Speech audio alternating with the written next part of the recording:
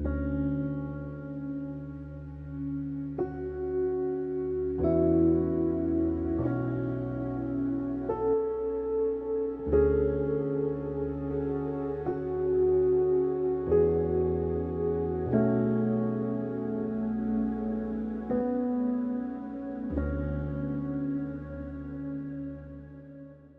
name is Matthew. I'm fourth year philosophy student. I'm very happy to see you here. Thank you for coming.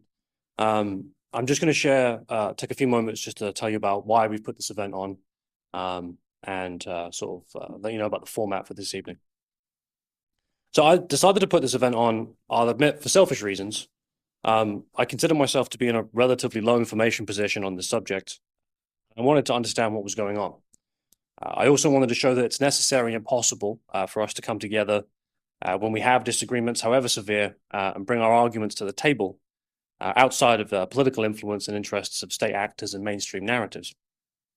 So I thought, we're in a university, let's get people together in a room, start from the beginning, and work through this in pursuit of truth and a resolution to human suffering. I wanted to facilitate the creation of a space for discourse in the hope that we can provide an educational and clarifying series of events to those who, like me, find themselves overwhelmed by the wide variety of conflicting perspectives and feel reluctant to engage out of fear of finding themselves tarred with the brush of Islamophobia or anti-Semitism. I also wanted to create a space where those more familiar with the subject can bring their insights and contribute to this discussion, either via the panel or via the question and answer segment that we'll have towards the end. For those of you who booked a ticket, you'll have seen this event is the first of hopefully three, each focused on different periods in this conflict's history. Today, we'll be discussing the early history, what and who occupied this land up until the creation of the State of Israel. The second event will be focused on the dynamic between Israel and the Palestinians throughout the rest of the 20th century. And the third and final will be on recent history and the events that led up to and what followed last year. Athan and I made a commitment when we decided to put this event on that we would, for the duration of these events, suspend judgment so that we can open ourselves up to the stories that people have to tell on this subject, free from any biases that we may have. While we may not ultimately be able to achieve neutrality, it was important to us that we try. We wanted to create a safe space for disagreement and not from disagreement on this subject. And we want to encourage courageous and honest engagement on this issue from all and any who may have something to say. This is why we've chosen the format that we have. The first 80 or so minutes will be committed to an uninterrupted, moderated conversation between Athan and Janos and our speakers. This will be followed by a short break and then a Q&A that will run for up to 90 minutes if we need it, to ensure that there's plenty of time for engagement from yourselves. Yeah, and last but not least, I just want to say thank you for John for volunteering to chair the event. And I'll pass you over to Athan and our speakers. Thank you.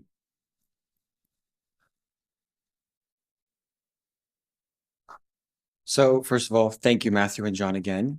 Matthew, thank you for the speech. So this is how it's going to go down. So I'm going to introduce the speakers, and then I'm going to hand it over to our first speaker, Jamie, who's going to go through the first timeline.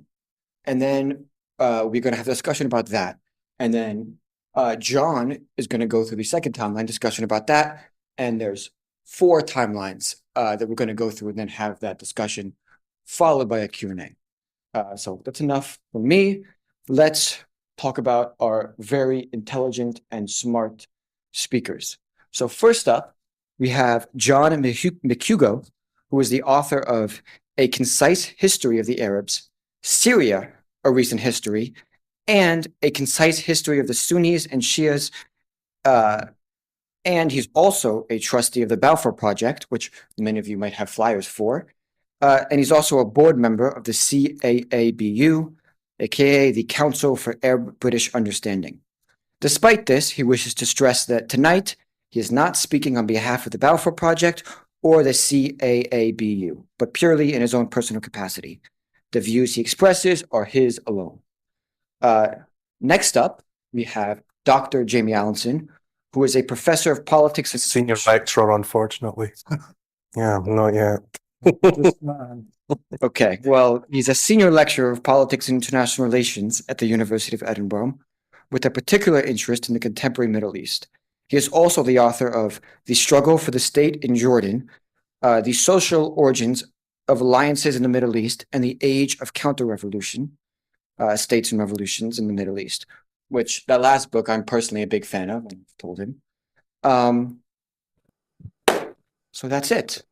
Now we are going to begin with the first timeline, which goes very far back to 70 AD and leads to the Ottomans' conquering of Palestine in 1517.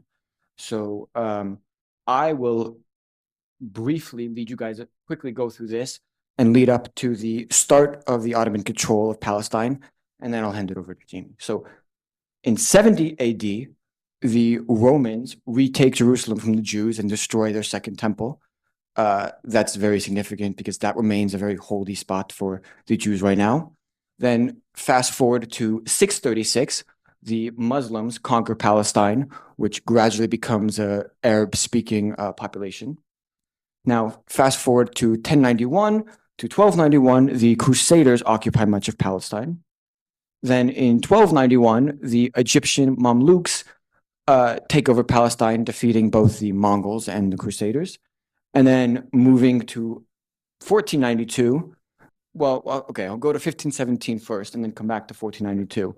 But 1517, the Egyptians conquer and take over Palestine. The Ottomans. Sorry, I meant to say the Ottomans. The Ottomans conquer and take over Palestine. And then the reason 1492 is important is because the Spanish and the Portuguese expel Iberian Jews from the Iberian Peninsula, causing the Ottoman Empire in large part to have the largest Jewish population in Europe. In the world. In the world, too. Also in Europe. But so, yes. And so now, as you guys know, Ottoman Empire has the largest Jewish population in the world, and it's 1517, and the Ottomans have control of Palestine. So, Jamie Allenson. Okay, thanks, Athan. Before we start, I think there are probably a couple of things worth picking up. The first is it might seem odd to have two white men discussing the history of Palestine without any Palestinians on the panel. Oh, that's true, yeah. I know that Palestinians were asked, but Palestinians are reluctant perhaps to take the stage at the moment. Partly they've got better things to do because of what's happening to their families and communities, as well as being afraid. So I know that free speech and academic freedom is one of the concerns of the organizers. There's a massive attack at the moment on free speech in general and academic freedom in particular to do with this issue. And it's directed one way. It's directed against the supporters of the Palestinian cause, and it is directed against those within academia who question an established narrative about the origins of the State of Israel. So there have been hundreds, literally hundreds of cases of people being disciplined, subject to vexatious complaint, other forms of kind of disciplinary procedure in universities in this country, up to and including being arrested, and the police coming onto this campus to go into student meetings. So there's a real threat going on, and it's only going one way. So it's not surprising that you might find a certain imbalance in the panel. I think it's also important to remember, so there are two, I think, ways that people conceive of this conflict that are basically wrong. One is that there is a kind of state called Palestine. There's the country, Palestine. Palestine's fighting Israel. And why is Palestine always fighting Israel? Like Russia and Ukraine, for example. That is not the case. So there are the Palestinians. There is no sovereign Palestinian state because the state or the society that occupied Palestine, which I'll speak about until 1948, was destroyed in 1948 to make way for the State of Israel, expelling the Palestinians into where they now live, leaving about half of them, the rest of them ending up in places like Gaza. That's why Gaza has 2 million people in it. They lived in what is now Israel. They are the indigenous inhabitants of that place. So that's the first point. The second point, which is very commonly assumed or is very current in kind of political responses to the present crisis, is to see this in some way and here we have to be a bit careful with the timeline, I think, to see this in some way as a conflict between two global religious entities, Muslims and Jews, and that therefore something that you say about this conflict or this situation is in some way either an attack on Muslims or Jewish communities in this country, that somehow the Palestinians and Israel are representatives of two religious traditions that have always been in conflict, and that this is an age-old kind of war. That is untrue. It is not age-old, it's about 100 years old, and it is not religious. It's not about religious ideas. It's about the settlement of this particular land, Palestine, by a movement of people from Europe who were Jews, but not representative necessarily of the majority of the Jewish population in the world at that time. So those are two things to bear in mind. We also heard about the expulsion, or the second temple. Now, there was a second temple. There was a kingdom of Judah. It was a Jewish kingdom. The kingdom of Israel, which was a separate thing, had actually ceased to exist about 500 years previously. That was the northern kingdom, if you remember your Bible studies. We don't actually know that there was a first temple. So the second temple is possibly a misnomer. And we also can't be sure that the people who are expelled from what became the Roman province of Palestine in 70 AD ended up becoming the Jewish diaspora. So those things are separate. It's generally the opinion, I'm no expert on this, but most ancient historians are generally of the opinion that the religious and cultural elite of the kingdom of Judea was expelled or sent into exile, but the vast majority of people remained and ended up becoming Muslims, Christians, maybe some of them remained Jews, but just like all the other areas of this part of the world, basically religion changed. So it's important to understand that. Now that doesn't mean that there's no legitimacy to the place that this land has in the kind of Jewish religious and cultural tradition, but it is a religious and cultural tradition rather than necessarily one of a kind of fact of descent, which is important because I think what we learn from some of the history we'll talk about, and definitely the history of the 20th century, is that the idea of politics and national identity and states based upon ethnic descent is a bad one. And it's generally at the root of most of these problems. So to come on to where we are here, under the Ottoman Empire, there wasn't a particular area called Palestine. So it's part of other administrative units connected either to Beirut or Damascus in the north, a separate area around Jerusalem in the middle, and then more to do with the Hijaz, so the northern part of the Arabian Peninsula in the south. There's no separate unit that we would call Palestine. Although the term was used in a loose sense, but people often also refer to this area as Syria, and the inhabitants of the area would probably just have referred to it as Bilad ash-Sham, or what we call the Levant, so that part of the Eastern Mediterranean. Under the Ottomans, it was a fairly kind of tolerant society in a sense. So not in our sense, not the way that we think everybody has individual equal rights to freedom of religion and so on.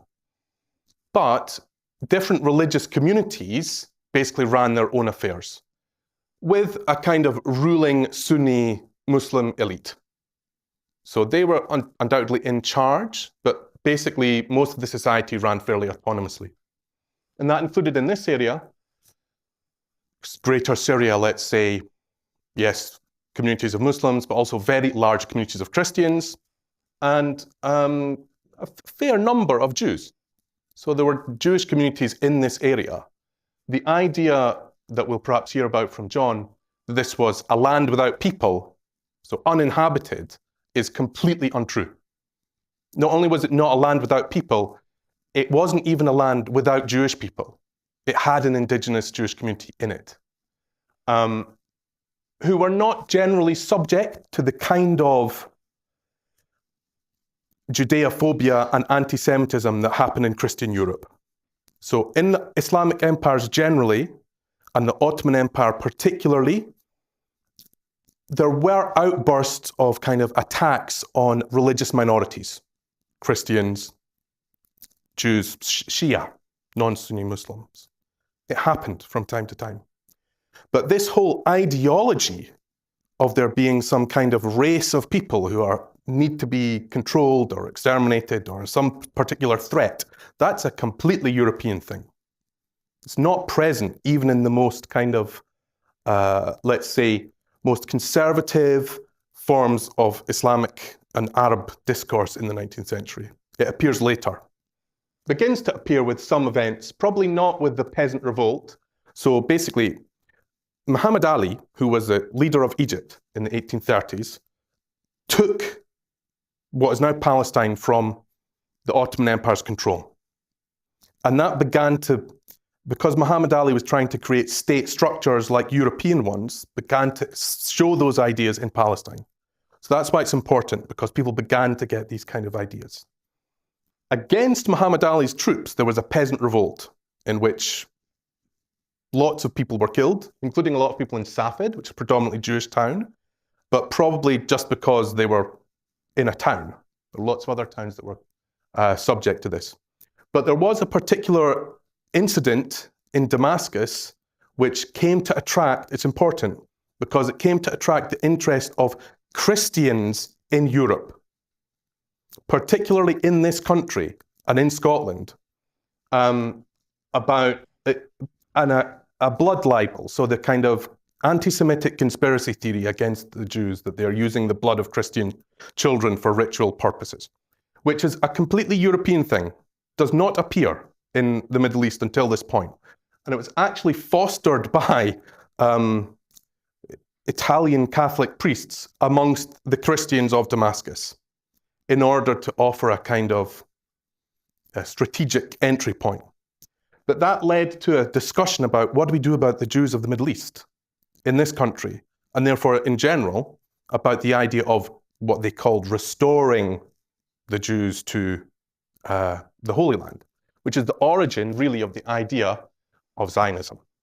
It's Christian, basically. It's kind of Christian idea of restoration.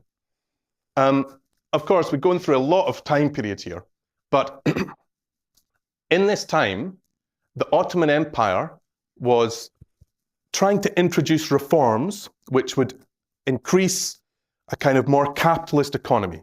So increase tax revenues by giving people individual private landholding, which meant that you got big landowners who were the people who eventually could sell the Palestinians' land to settlers, and to try and create modern state structures. And this was going on in Palestine as much as anywhere else. As a result, the population increased, 500, 700,000 perhaps at the end of the 19th century. It became quite prosperous in many ways. They were exporting fruit and textiles across the Mediterranean from ports like Gaza, Haifa, Acre, Jaffa, and developing kind of cultural institutions, newspapers, various associations and so on. So the point is there was a society there. It was not without people. It was not just a desert. It's very much an Eastern Mediterranean culture, society that existed. Now, the reason that that came not to exist, we'll hear a bit about the actual settlement enterprise, I think, in a bit from John, was the Ottomans entered the First World War on the side of the Central Powers, so the Germans, and they lost. Britain, which didn't really care that much about this area, but wanted, of course, to defeat a German ally, took Palestine, or defeated the Ottomans in 1917, coming up from Egypt through Gaza to Jerusalem. From that point on, it was under military rule of the British in the first instance, and then it came to be under mandate rule, which we'll go on to the next part. But the important thing is, Britain knew this was going to happen. They could get that the Ottoman Empire was going to collapse in this area. And so started making plans for the future. but they were completely different and contradictory plans for different people. So the first one is the Sykes-Picot Agreement. So you might have heard of this. This was an agreement between the British and French foreign ministers in 1916. We know about it because after the Russian Revolution, it was secret. It was made open. It was allowed people to see it. People often say this established the borders of the states in the Middle East. It didn't. That is not true. But what it did do was establish the idea that Britain and France should control zones of influence. France in Syria and Lebanon, Britain in Iraq, northern Saudi Arabia, southern part of Palestine, and a kind of middle buffer zone which would contain Jerusalem, basically. So the principle being these colonial powers, without asking anyone, didn't go and ask the Palestinians or the Syrians or the Saudis, what do you think about us controlling your country? Because they'd probably have said, no, we don't want to do that. Divided it up between the two of them in principle, not in the actuality of the borders, but in principle. That was followed by, of course, or the Hussein-McMahon correspondence, which was between the Sharif Hussein, so the leader or the kind of monarch of Mecca and Medina, so the Muslim holy places, the leader of the Arab Revolt. If you've seen Lawrence of Arabia, he's in that. So this kind of movement of tribes essentially to attack the Ottomans in the rear. As a reward or an encouragement for that, McMahon, who was the ruler of Egypt at the time, basically, or the British High Commissioner in Egypt, essentially promised this dynasty, so not people, but this monarch and his family, control of an Arab kingdom that would run from essentially the Sinai Peninsula to possibly the Gulf, ill-defined area, with some exceptions, it says in the text, west of Aleppo, whatever that means. So a kind of hazy promise. And then the final one, which is very well known, I think John will maybe speak a bit about the man who came up with it, the Balfour Declaration. So the Balfour Declaration, and I shall look at the text because it's quite important, was made by the Foreign Secretary, Lord Arthur Balfour, who incidentally was from Edinburgh, or from Haddington, and he was also the Chancellor of Edinburgh University for decades. The Balfour Declaration stated, His Majesty's government shall look with favour upon the establishment in Palestine of a national home for the Jewish people, and will use their best endeavours to facilitate the achievement of this object, it being clearly understood that nothing shall be done which may prejudice the civil and religious rights of existing non-Jewish communities. Notice that they're not considered to have a national home. They are reduced to the status of communities in Palestine, or the rights and political status enjoyed by Jews in any other country. I mean, why would they do this? It was a war. So this is the First World War is the context for this. As a strategic move, Britain or British policymakers thought that having this kind of colony essentially in the Middle East would make a statelet that would always be dependent on Britain. And this was expressed by Sir Ronald Storrs, who was the first governor of Jerusalem, so he was not a marginal figure, when he described the planned settlement as a little loyal Jewish Ulster in a sea of potentially hostile Arabs. Again, Winston Churchill, 1920, at the time of the San Remo negotiations, stated, "A Jewish state under the protection of the Crown would from every point of view be beneficial and would be especially in harmony with the truest interests of the British Empire."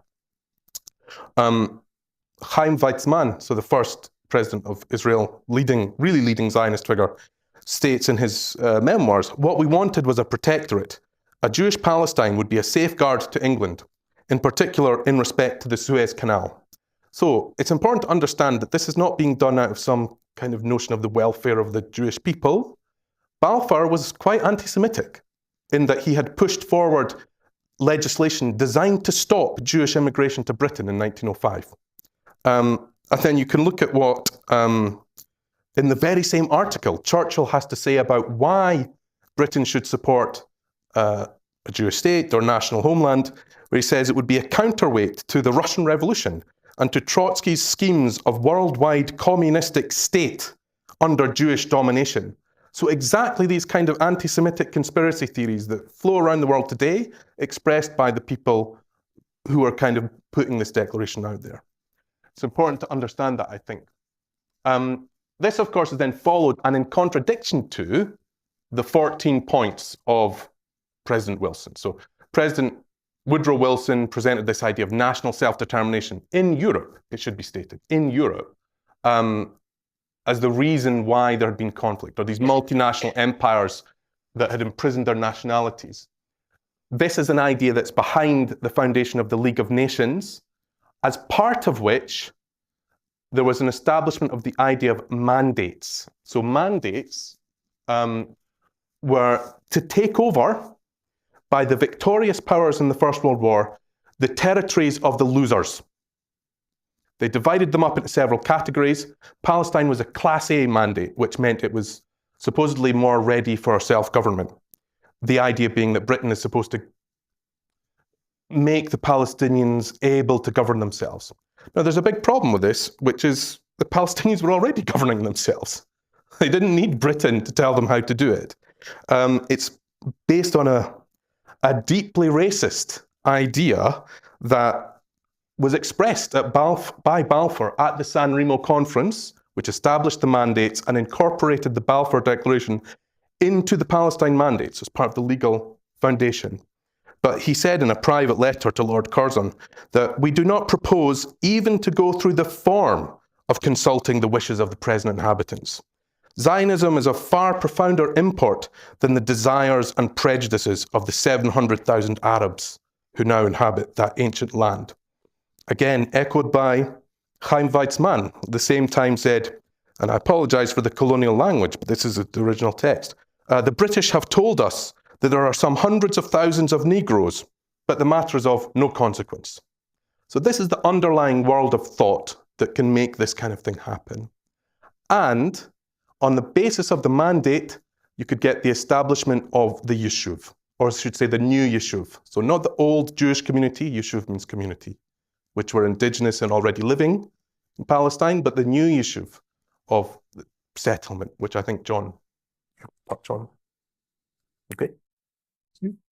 Could I just ask a quick question, Jamie? So you mentioned at the beginning that you consider the Palestinians to be the indigenous population to this land. How do you define indigenous? They were living there.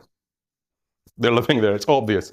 I mean, if somebody was to come to, let's say that somebody was to go from Wales now and say to people living in London, well, we used to live here, you know. The Cumbric peoples were living here until whenever, 800 AD. You have to leave. It would be absurd. There's no point in even, I think, using this notion of ethnic ties to land. The Palestinians were simply the people who were living in Palestine when it was colonized. That's all we need to know. John, do you share that same opinion? I agree with every word there. What I don't know is whether there are any academic definitions of the word indigenous. It's not something I've looked into, but I think in terms of, that is straightforward. One thing we've got to think of course, and I think you're going to call on me to talk about Zionism in a moment, aren't you? Well, maybe I should save it for then, but the question is, in international law, there is no definition of what constitutes a people. There's a lot in international law about what a state is, but there is nothing about a people or a nation. And so when in an international legal text the word people appears, you can only tell what it means from the particular context in which it occurs. And if we're talking about the people of, shall we say, I don't want to get into controversies about this, but people between the Mediterranean Sea and the River Jordan, shall we just take that as a geographical unit at the time of 1918, at the end of the First World War, at the time of the end of the Ottoman Empire? The people who were inhabiting that land is something that we could discuss what was meant. And I would And I think an important point to mention here is that today we think very much of Islamism in various forms, moderate, extreme, and so on, when we think about the Arab world. But at that time, Arab nationalism was secular, militantly secular. The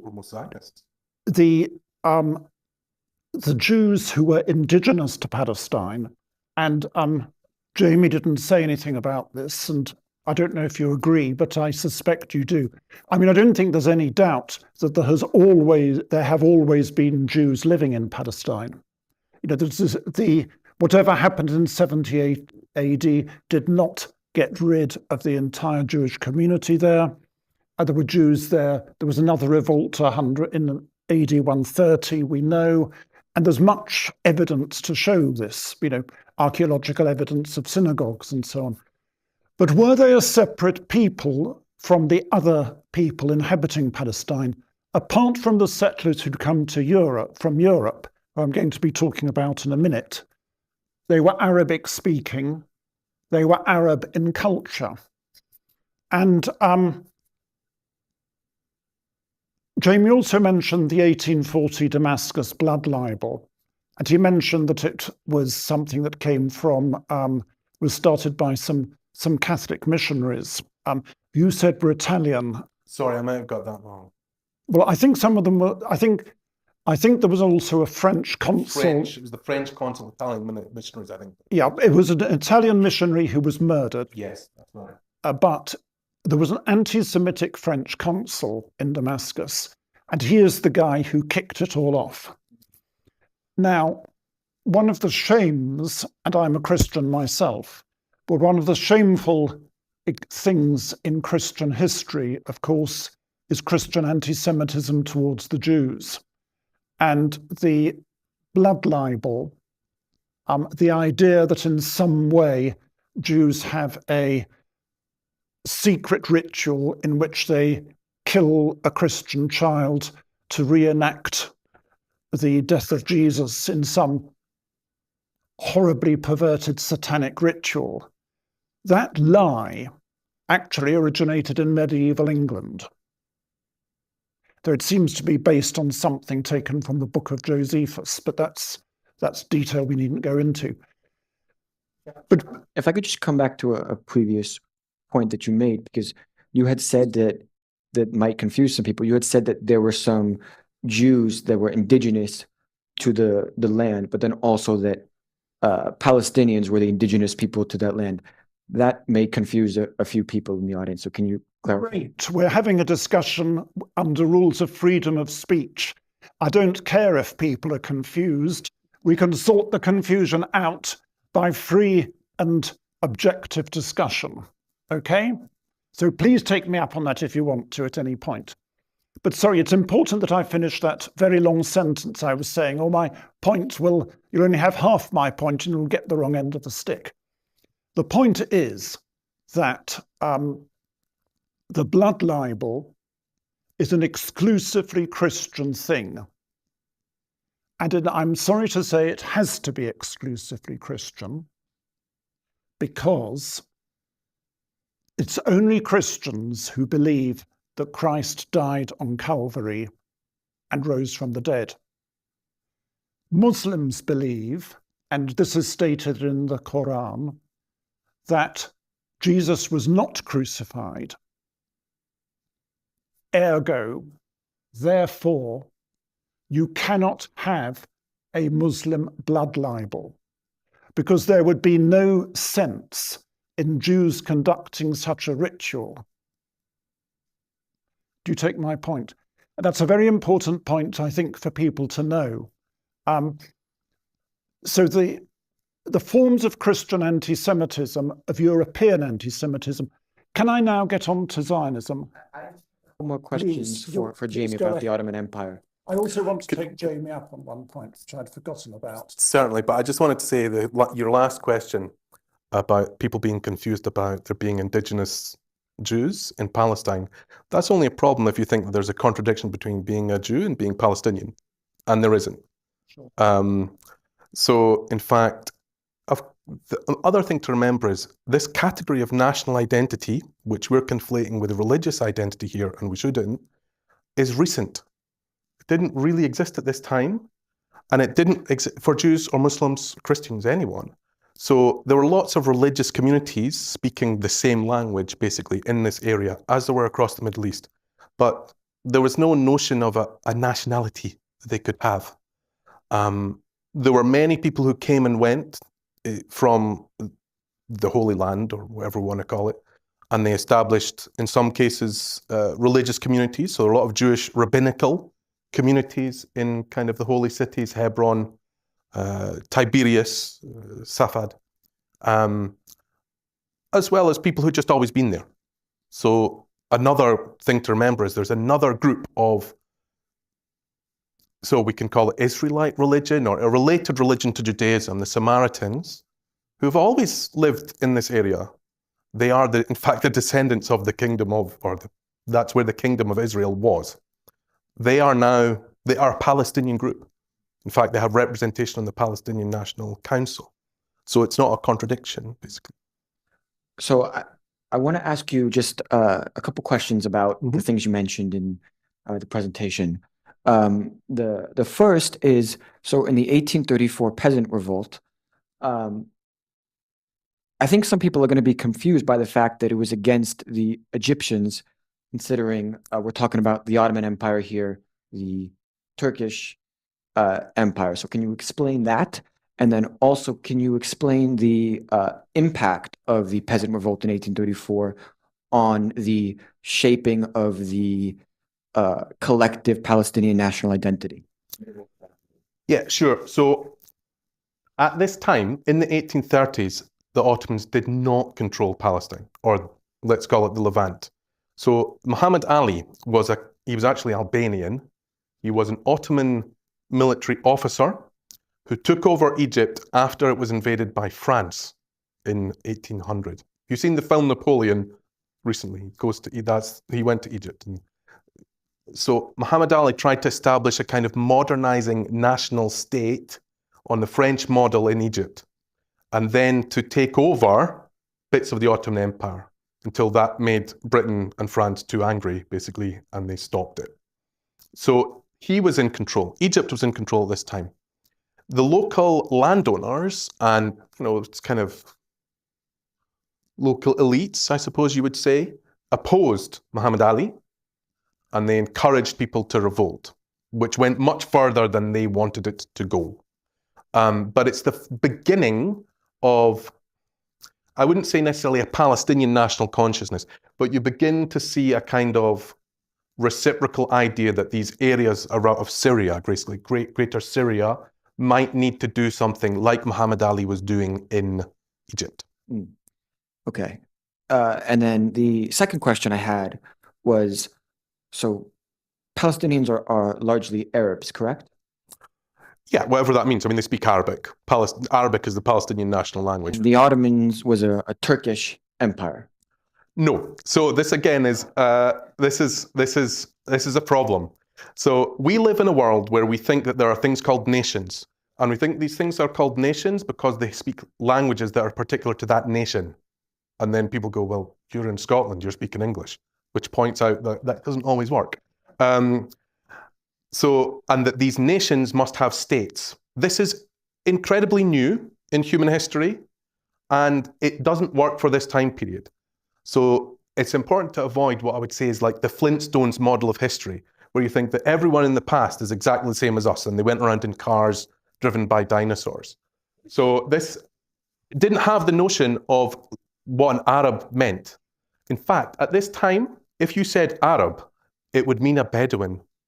It would mean somebody who lives in the desert. People spoke Arabic. It's irrelevant what language they spoke. They cared about religious distinctions. So there were Muslims, there were Christians, there were Jews, and Muslim subsects, as well as other sects. So the idea that we have now of nationalism, where there's a language, Arabic, which imposes a national identity, Palestinian or otherwise, is new. And because Palestinians were reacting to colonization in the late 19th century, they were part of the Arab nationalist movement, which wanted to unify Arabic speakers without distinction of religion. So John mentioned they're generally secular, so Christians and Muslims together. So that's when you get the idea of Arab nationalism. To speak about now, yes, Arabic is the language that Palestinians generally speak, but there are also religious and linguistic minorities. There are people who, Syriac, for example, which we know as like Aramaic, language of Jesus, basically, is still used in some religious communities. Armenian, the equation of Palestinian Arab Muslim is not, it's not exact. It's not like that. And what was the primary cause of that movement toward Arab nationalism toward the end of the Ottoman Empire? Well, the idea of nationalism, first of all, hadn't existed before. So it came from the experience of seeing in Europe bits of the Ottoman Empire that began to establish independence in Europe. So Greece, for example, key one in around this time, 1820s, 1830s. It's notable, just talking about language. The Greeks of that time did not know that they were Greek. It was unfamiliar to them. They called themselves Rum, which meant Christians as opposed to the Muslims who were ruling them, who spoke Turkish, or what? They spoke the language that made the thing that we now call Turkish. There began to be a kind of domino effect in the Christian provinces of the Ottoman Empire, so Bulgaria, Romania, these other areas becoming split off, which inspired similar movements in the Arab world where people became aware of a linguistic rather than a religious difference. Especially after what was called the Young Turk Revolution, because this was happening amongst Turks as well. So the developing idea of Turkish kind of national consciousness to fight against or defend the empire against foreign powers, to adopt a national identity. So in 1908, there was a revolution, or a revolution we can call it, led by army officers, mainly Turkish speaking, actually. A lot of them were of other backgrounds. I mean, you cannot impose these categories on this time. It's the clear thing to remember. But as a result of that revolution, you began to get both more freedom in political organization and the idea of nationhood. So that is really the background. Okay. Yes. Could I just add a couple of things? At the very beginning, nationalism is something that develops and goes through several stages. No, the path to nationhood is not unique in every single case. They don't all go in exactly the same direction, but things gradually happen. And one of the very interesting and maybe tragic things about early Arab nationalism is it was very good at uniting Muslims and Christians. And Christians were a very substantial minority. They were 18% of Greater Syria, probably, something like 15% of Egypt, and so on, the Copts. But it's also very interesting, and I think this point should be made, is that there are one or two Jewish figures in the early Arab nationalist movements. Egyptian nationalism was then separate from Arab nationalism, but there was quite a key figure, I think, James Sanua, also known as Yaqub Sanua in his native Arabic, who was an Egyptian Jew and was one of the he played a very interesting role in Egypt in the 1870s and 80s and had to leave the country because he was going to be topped by the ruler, because the ruler did not like nationalist agitation of this sort. And one of the fascinating things about him is that he was an educated man, as you can imagine, but he managed to mix the language of the Quran with earthy Egyptian colloquial dialect in magazine articles and cartoons he published. He was actually the first cartoonist in an Arab country in the modern sense, which was used to stir up troops who were fighting to prevent a British invasion in 1882. So he's a very interesting figure. He died in 1912. But of course, once Zionism came on the scene, this became very difficult, because what Zionism did, but I'm not quite talking about Zionism yet, was it opened a huge gulf between Jews, between all Jews ultimately, and everybody else who spoke Arabic. The other point I wanted to mention, you mentioned the Hussein McMahon correspondence, and you implied it wasn't clear. There is a very good book that only came out this year by a man called Peter Shambrook, called Policy of Deceit. And he has gone into he's actually spent a life's work dissecting the Sykes-Picot correspondence and how it was interpreted. And I think his book, which is published by One World Academic, shows pretty conclusively, I think it's now very hard to argue that Britain did not promise Palestine would be included in the Arab state. What's the name of the book? Policy of Deceit. Policy of Deceit. Good. Okay, well, I have a few more questions, but I think we should circle back and right now go to the hot topic of Zionism. Right, thank you. Zionism, as a word, appeared in the 1880s, Zionismus in German, where it began. And basically what Zionism is, it is a form of Jewish nationalism. It is the main form of Jewish nationalism. There are other forms, but I don't think any of them really survive today. And this is also part of the same thing, the same phenomenon of nationalism spreading as an idea. And of course, the 19th century was the great age of European nationalism. You had the unification of Germany and Italy in about 1870. And you also had a little bit, religion was beginning to retreat as the dominant spiritual and intellectual glue holding the population together. And secular ideas were coming along. Liberté, égalité, fraternité from the French Revolution, the ideals of the Enlightenment, and so on. And Jews, like everybody else, were exposed to this and took part in this. And in the case of Jews, what happened was Jewish emancipation was proceeding, starting with the French Revolution and so on. It was uneven. There were some cases where the position of Jews was dire, like in the Russian Empire, which was where I think maybe an absolute majority of European Jews probably lived. But these were international phenomena, what I've been talking about. And Jews began basically to leave the ghetto. Quite a lot of them turned their back on religion. A lot of 19th century Jews found the Judaism with which they had grown up sort of, they saw of it a relic of the past. Many of them wanted to shun it. Some of them converted to Christianity, basically because they hoped it would make them more assimilated. For instance, there was a very famous man in the 18th century called Moses Hess, known as the German Socrates, who was an Orthodox Jew. And no one really cared about the fact that he was Jewish, I think, although I think he did talk about the hardships Jews faced as a minority. But every one of his children, and I think he had quite a number, I can't remember the figure, became a Lutheran Christian.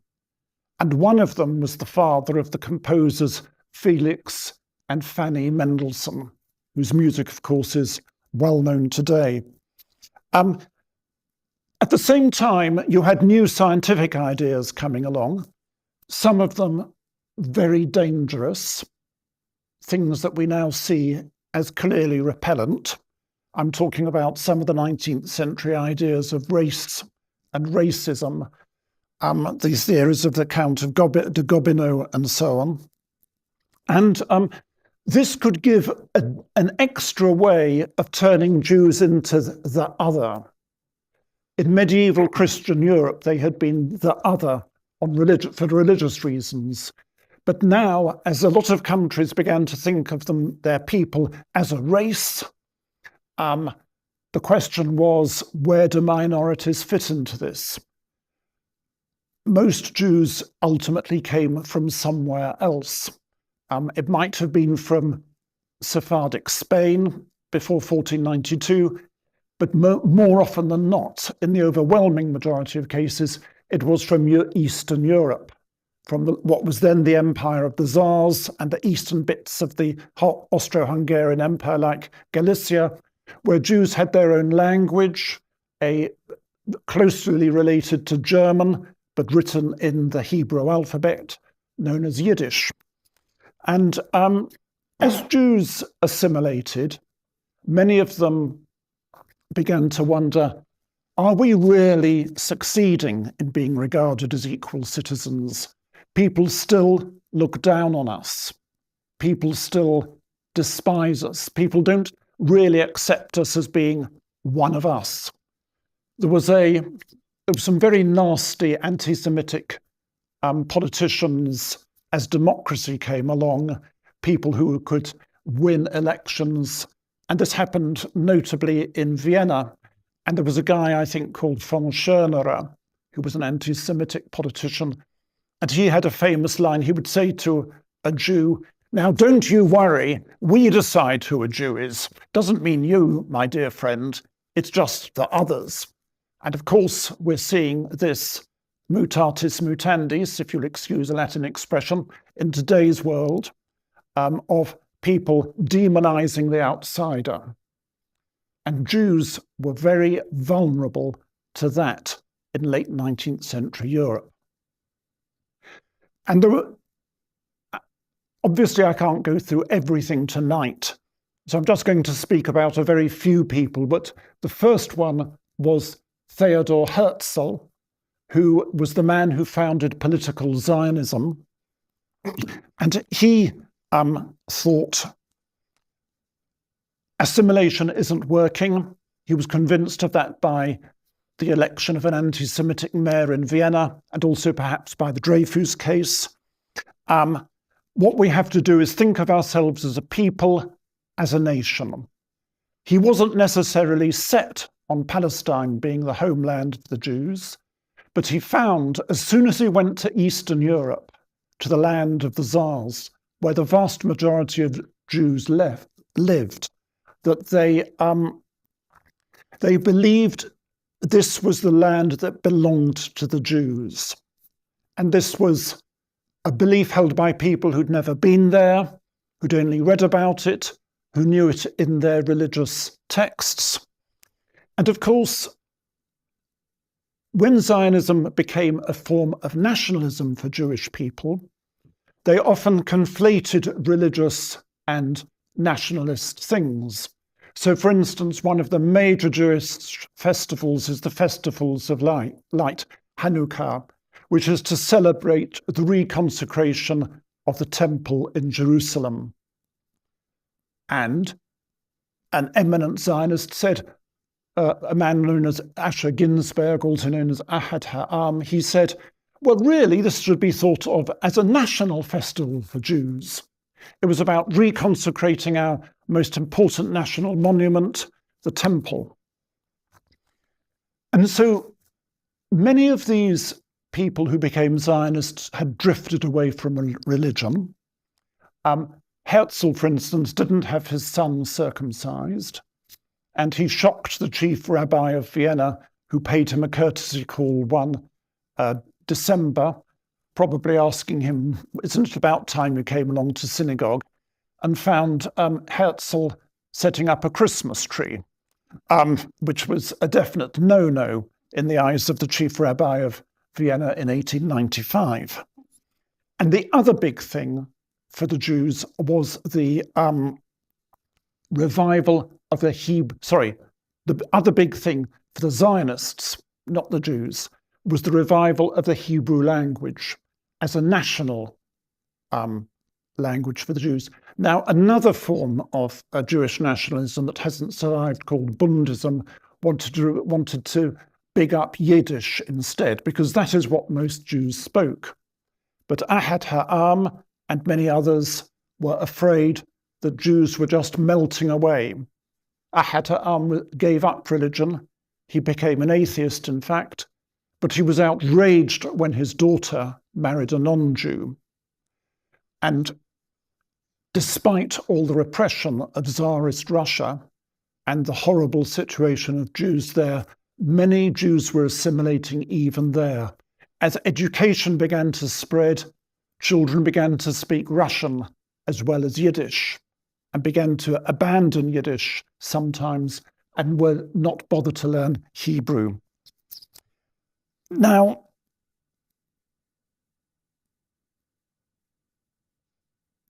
yes, another place where anti-Semitism was rife was Vienna. And there what was happening was there was a kind of squeezed middle. Austrians, ordinary people, small shopkeepers perhaps, who felt vulnerable because there was a new department store opening owned by a Jewish family, while at the same time there were refugees from the East who might be freezing to death on the streets in winter, but made their living by peddling. And that, of course, also undercut the corner shop. So you had the growth in anti-Semitism, and that was a big factor in the growth of Zionism. And Herzl actually believed that all Jews would ultimately emigrate to Palestine to set up a state there, or they would assimilate. Ahad Ha'am had a different idea.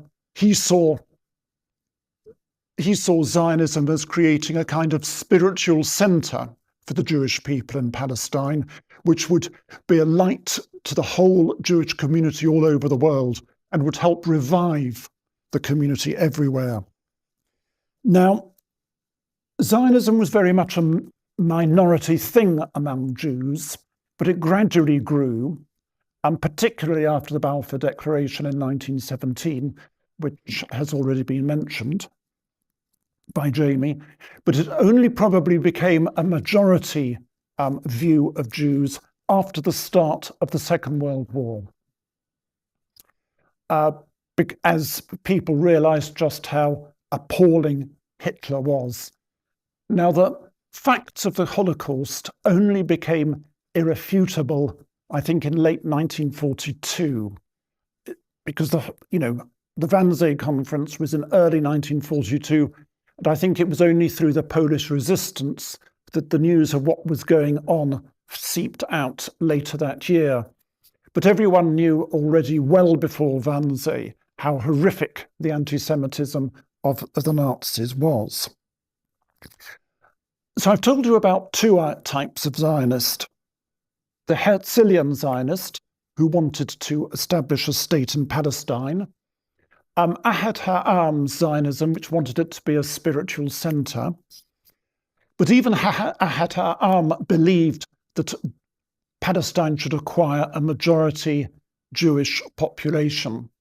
And here you automatically have a problem, because all this was predicated on the people of Palestine not having a right of self-determination themselves. And that is actually what has led to the conflict, if conflict is the right word to use. Many people think it's the wrong word because we're not talking about a fight between equals, are we? But, that maybe at an earlier stage it was a bit more equal, but that's not the point. I think there is no doubt that the Zionist project made war inevitable. There were two Zionist Jews, though, who had a rather different perspective and who are quite well-known figures even today. One of them, I'm going to talk about them very briefly. One of them is Judah Magnus, who was the first chancellor of the Hebrew University of Jerusalem. He was the first native-born Californian to be ordained a rabbi. He was born in 1877, and in 1907, he went on a tour by horseback of the Holy Land, and he and his companions got to the top of Mount Hermon, and he looked south and he said how he wanted to possess all this land for the Jewish people. But he was a man of tremendous principle, tremendous moral integrity, and he came to see the problems. And when the Balfour Declaration came out, he was very opposed to it. He said that it would impair the Zionist movement's spiritual influence.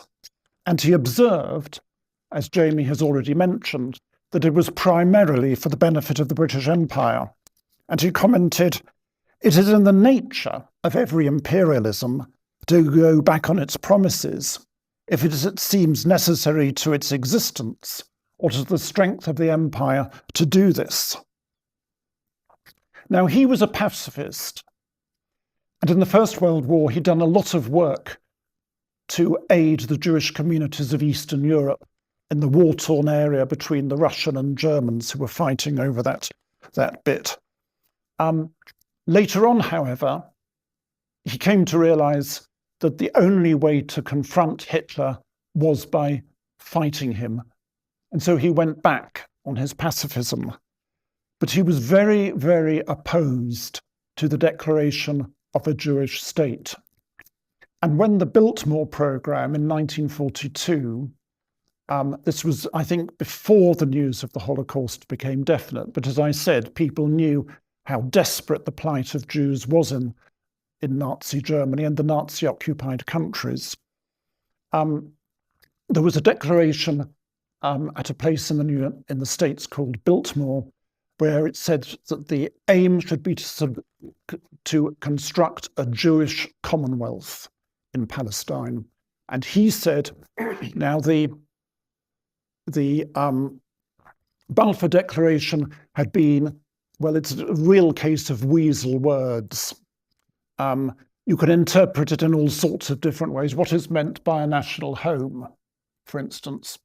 But you can interpret it in many other ways as well as that. And but the Biltmore project, if you like, made it absolutely clear that the Zionist movement was determined to take control of Palestine at the expense of the Palestinian Arabs. And he believed that was wrong. And he died in October 1948, just after the creation of the State of Israel, after the ethnic cleansing of Palestinians, which began well before the declaration of the state, by the way. And he said, and this is in the last bit he ever published before he died, "It is unfortunate that the very men who would point to the tragedy of the Jewish displaced persons as the chief argument for immigration into Palestine should now be ready, as far as the world knows, to create an additional category of displaced persons in the Holy Land."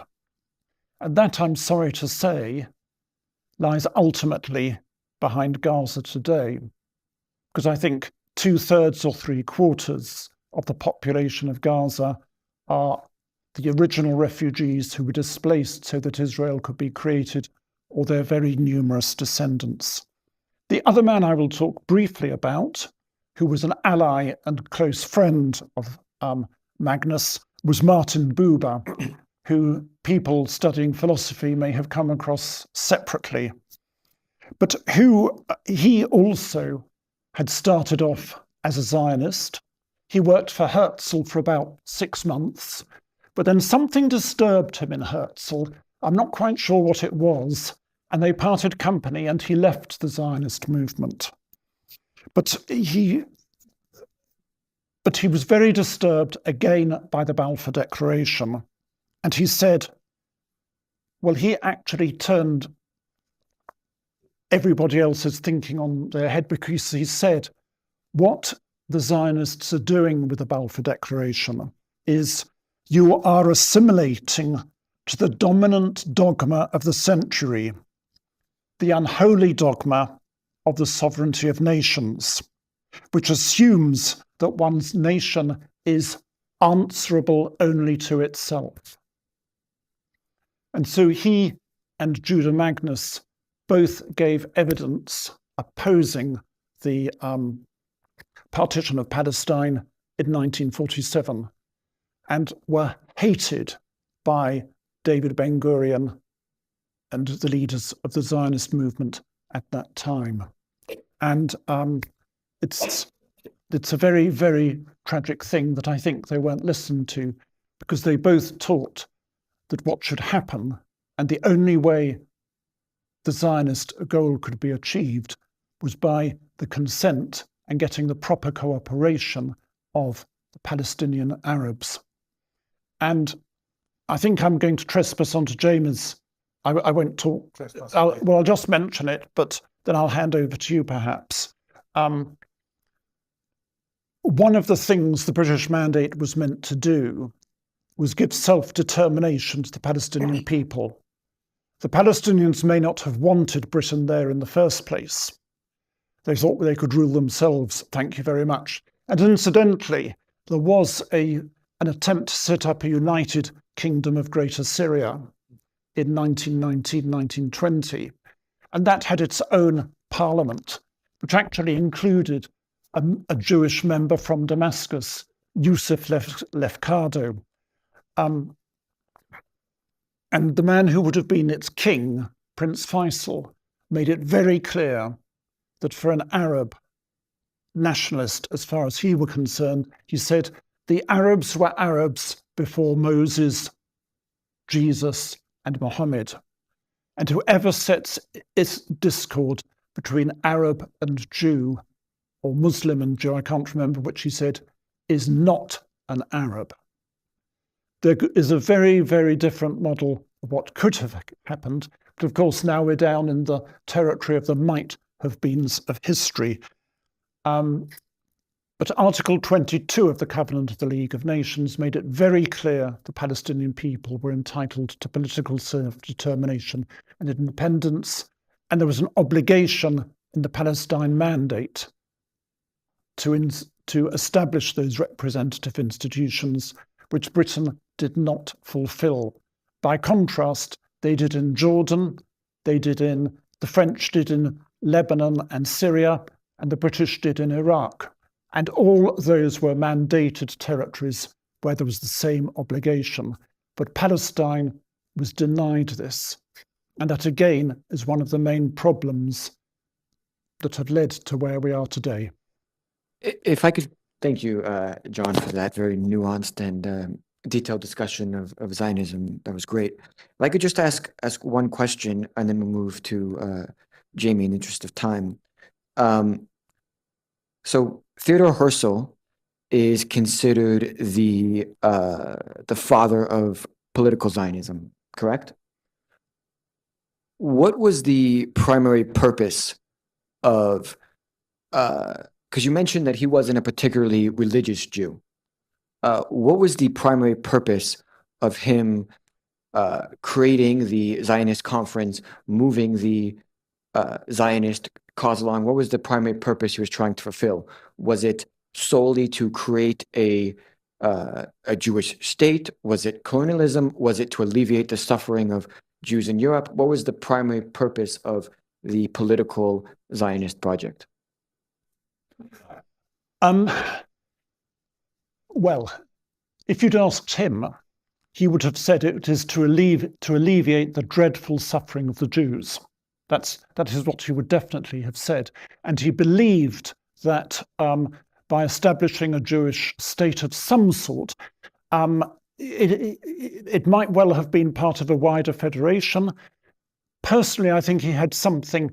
We're talking pre-First World War here, when Canada, Australia, New Zealand, and South Africa were already politically independent of the British Crown, but all had they were all completely self-governing, but they all had the King of England or the Queen of England as their monarch, and they were umbilically tied together in many ways. And I think my personal view is that Herzl saw something like that happening for a Jewish Palestine, a predominantly Jewish Palestine, within a reformed Ottoman Empire, or maybe as something like another British dominion, or even a dominion in a similar way for Germany. What Herzl did not do was address the issue of the fact that Palestine was not an empty land. And there are quite a few rather, I think, racist tropes that you can accuse him of having. For instance, he believed that Jews should sell their property in Europe, and this would all be done as at a fair market price, so they could all move to Palestine. But on the other hand, in Palestine himself, at least this is what he says in his novel Alt Neuland, Old New Land, which is a fictionalized, idealized story of how the state might be founded.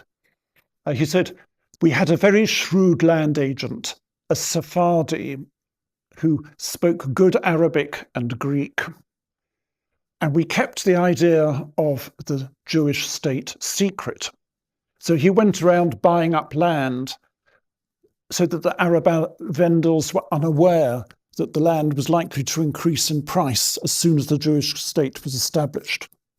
Now, notice how he thought the Arab vendors in Palestine should be treated, and how he thought Jewish property should be sold at a fair open market price in Europe.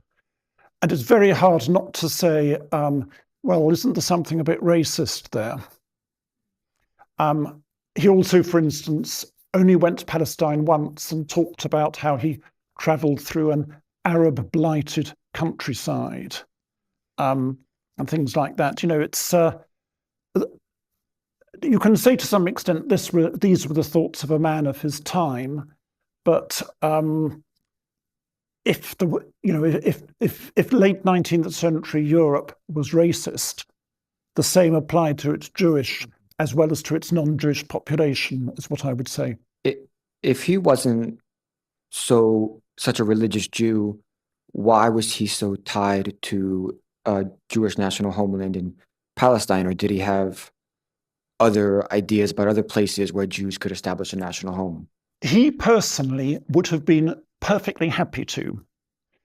Within a month of his very sudden conversion to Zionism, he wrote in his diary that he thought we'd find somewhere in South America and we would be able to spirit the indigenous population. I don't know if he used the word indigenous, but it was in German anyway.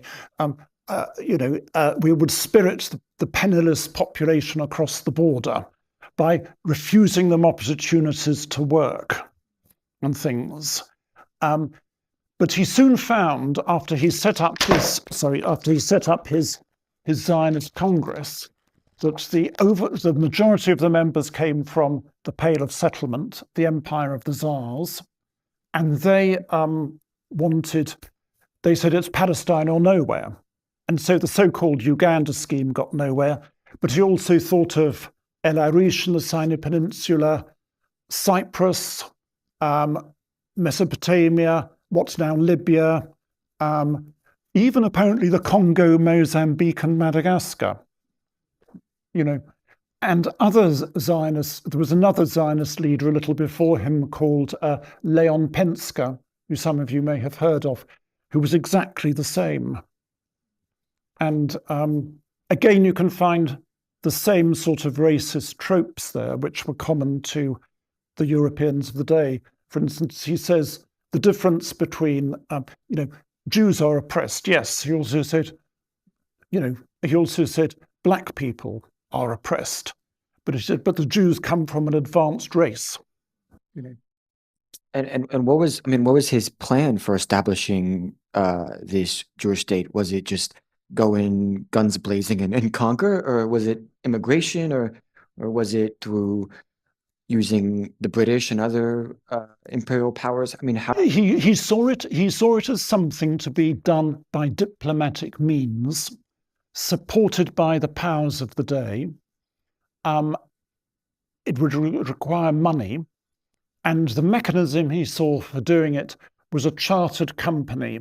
Now, I don't know how many of you have studied European expansion, or whatever you like to call it. I'm trying to use a neutral term, but an awful lot of European expansion across the oceans was done in a semi-privatized form of imperialism by private companies, chartered companies. The most famous ones for us are probably the East India Company. And there was also the British South Africa Company set up by Cecil Rhodes, of whom Herzl was a great admirer, by the way, that basically colonized what's now Zimbabwe and Zambia and Malawi. And one of the ideas in international law at the time was that companies like this could have sovereignty over land. And I think he envisaged something similar in Palestine. Getting back to anti-Semitic tropes, by the way, he told the Ottoman Sultan the Jews would use their command of money to discharge the Ottoman national debt, which was crippling, in exchange for being given Palestine. Okay, well, again, I have more questions, but I think in the interest of time, we should turn to Jamie again. Right. So, as we've heard,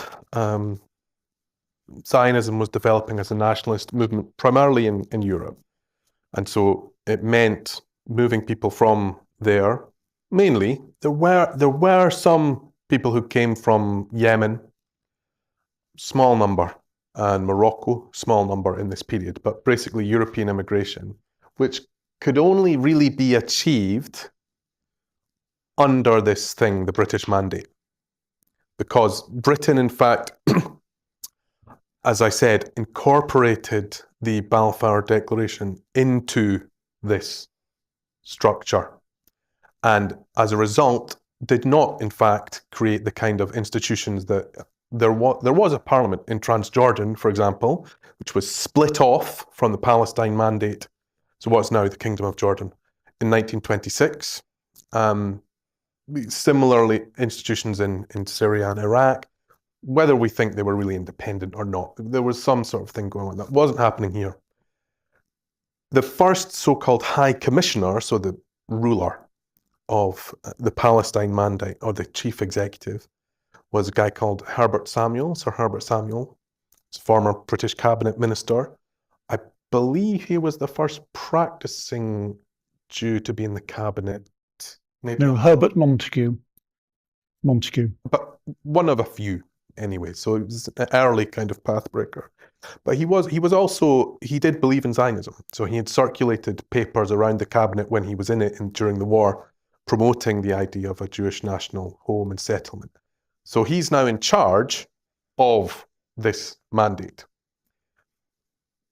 The local Palestinian kind of notables, understandably, thought that perhaps this is not entirely neutral kind of situation. And this was confirmed by the first kind of legislative acts or the kind of orders of the mandate, which were to set up something called the Jewish Agency, which kind of executive institution that basically would be by and for the Jewish community, the Yishuv, which at this time was not that large. So John's mentioned how most, Zionism was minority current amongst European Jews. Predominantly people fleeing their oppression in Europe went to America or other Western countries, in their millions. Probably about 80,000, fewer than 100,000 people emigrated to Palestine in the period between 1880 and 1920. So it wasn't huge, but it was given this kind of role as basically running the country for the Jewish part of the population. Also, the mandate explicitly allowed Jewish immigration or Jewish immigrants to gain Palestinian nationality. So officially, Palestine was a state in waiting. You could have a Palestinian identity document. You can find these. So people like Yitzhak Shamir, other Zionist leaders, they were technically, as far as international law was concerned, Palestinians. Giving the Jewish Agency or kind of this right or principle that Jewish immigrants should be basically acquire this nationality without any just turning up, meant immigration could increase vastly. And then the third thing was to make it more difficult for Palestinian cultivators, peasants, to occupy unoccupied lands, which traditionally they'd had the right to do under kind of Ottoman land tenure, and instead limit what they could do to encourage the sale of those lands to the Jewish National Fund, which was the part of the kind of Zionist organization that was buying up land. So this provoked a reaction, which was also part of really other uprisings or clashes that were happening across the region in Iraq and in Egypt and Syria as well, where there were a series of riots, basically, or attacks, mass outbursts in, first of all, Jerusalem. So Nabi Musa, Prophet Moses' birthday kind of event, where many or several Jews were killed. And then following that year in Jaffa, this is a very strange incident. So it was actually what happened was a group of communists composed of both Jews and Arabs clashed with a group of labor Zionists on the May Day rally.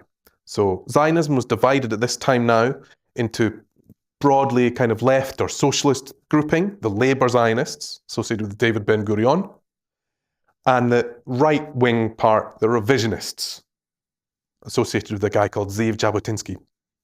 So there was a fight between these two groups, not Palestinians. The Palestinians didn't know what was going on, thought they were being attacked, and all hell kind of broke loose. With the result, again, that there were many Jews were killed, and also many Palestinians, many Arabs were then also killed. So this was new, like specifically attacking kind of Jewish businesses or visibly Jewish people, that was new. Even in 1919, 1918, the Palestinian representatives were saying we are explicitly we are not against kind of our Jewish neighbors and so on. So this is a kind of new and slightly disturbing element in it. The British Mandate actually began in 1923. And during that time, as I've said, the Zionist movement was building up independent institutions. I've mentioned the Jewish Agency, which basically became the executive of the state, but also military institutions, so militias like the Haganah, the labor Zionist militia, building up its own society with which to replace the existing Palestinian society, which was not unaware of this. So Palestinians were developing their own national movement. There were 7 congresses of Palestinian kind of national leaders, which reiterated the same positions that we object to our land being taken away, we want to stop Jewish immigration, we want to have an independent Palestine. Britain just didn't listen to them, just did not recognize them, in fact, although they did recognize the National Assembly of the Yishuv. So this is the fundamental reason that there was this kind of, as well as the economic dispossession going on as a result of the land sales, increasing violence, basically, violent outburst. So, which happened particularly in 1929, which we can see, I mean, there was a specific incident, which was the what people call Haram al-Sharif, the Temple Mount, the Dome of the Rock area in the center of Jerusalem, which is holy to both Jews and to Muslims. Jews believe it is the remnant of the temple, or well, it is. That is where the second temple was.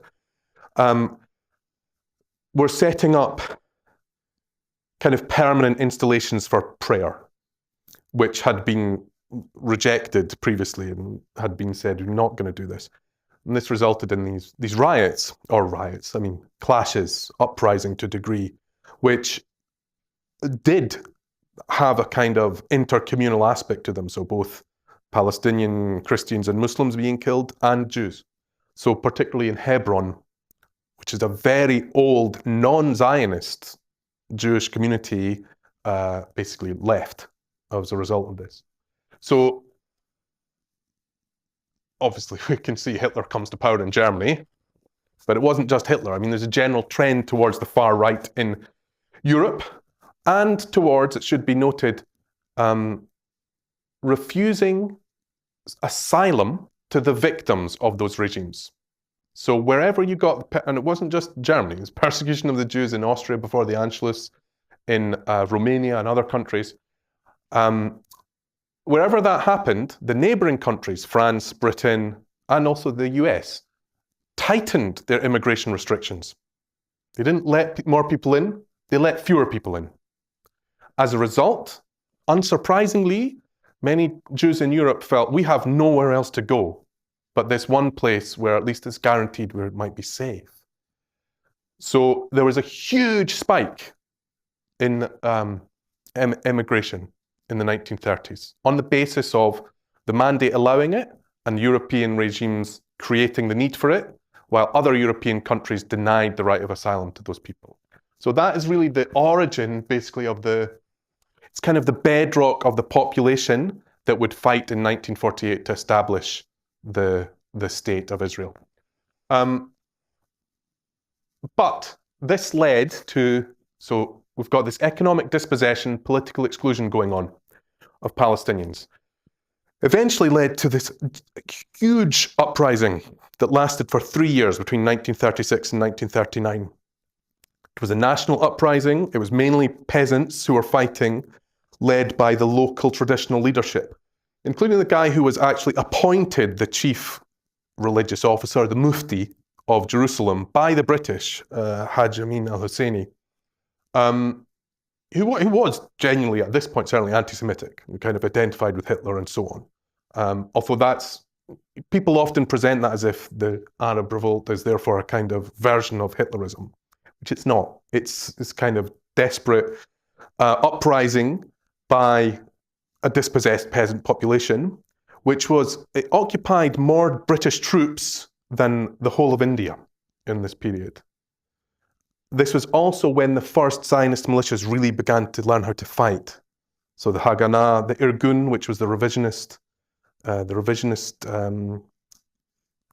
militia, and began to crystallize the idea, which already existed, of a so-called transfer, so that there's no way you can have these two communities in the one space. I mean, particularly articulated by Jabotinsky, who said, every indigenous people will resist alien settlers as long as they see any hope of ridding themselves of the danger of foreign settlement. This is how the Arabs will behave, and go on behaving so long as they possess a gleam of hope that they can prevent Palestine from becoming the land of Israel. So a turn towards the idea that you must remove that gleam of hope, which was given a boost by Britain's really wholesale alliance with the Yishuv in suppressing the Palestinian revolt. And in fact, it was British troops that did the most outrageous things. Very familiar colonial tactics, collective punishment, summary execution, blowing up whole villages, night raids, so-called, going and just destroying a place at night.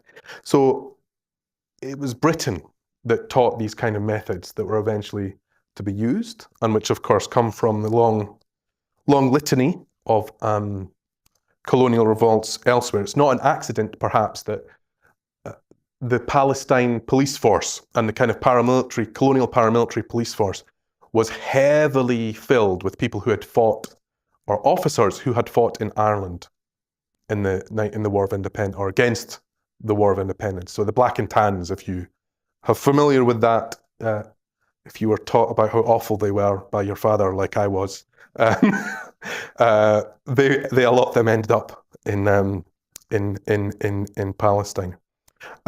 So as a result, two things happened. First of all, the Palestinian kind of community was crushed and had lost its sort of leadership, which was very important in 1948. Second, Britain responded to this with a kind of back and forth about how to deal with the situation because they see that this is not working. Britain can't continue its occupation. Started off with something called the Peel Commission, which recommended partition, which was eventually what would happen in 1948. A Jewish state and an Arab state. Even though the Arab Palestinians were the vast majority, that there would be a Jewish state that would occupy an area that would have an Arab minority almost as large as the Jewish population in it. This, and a kind of, again, this idea of a neutral zone around the holy places. This made the revolt worse.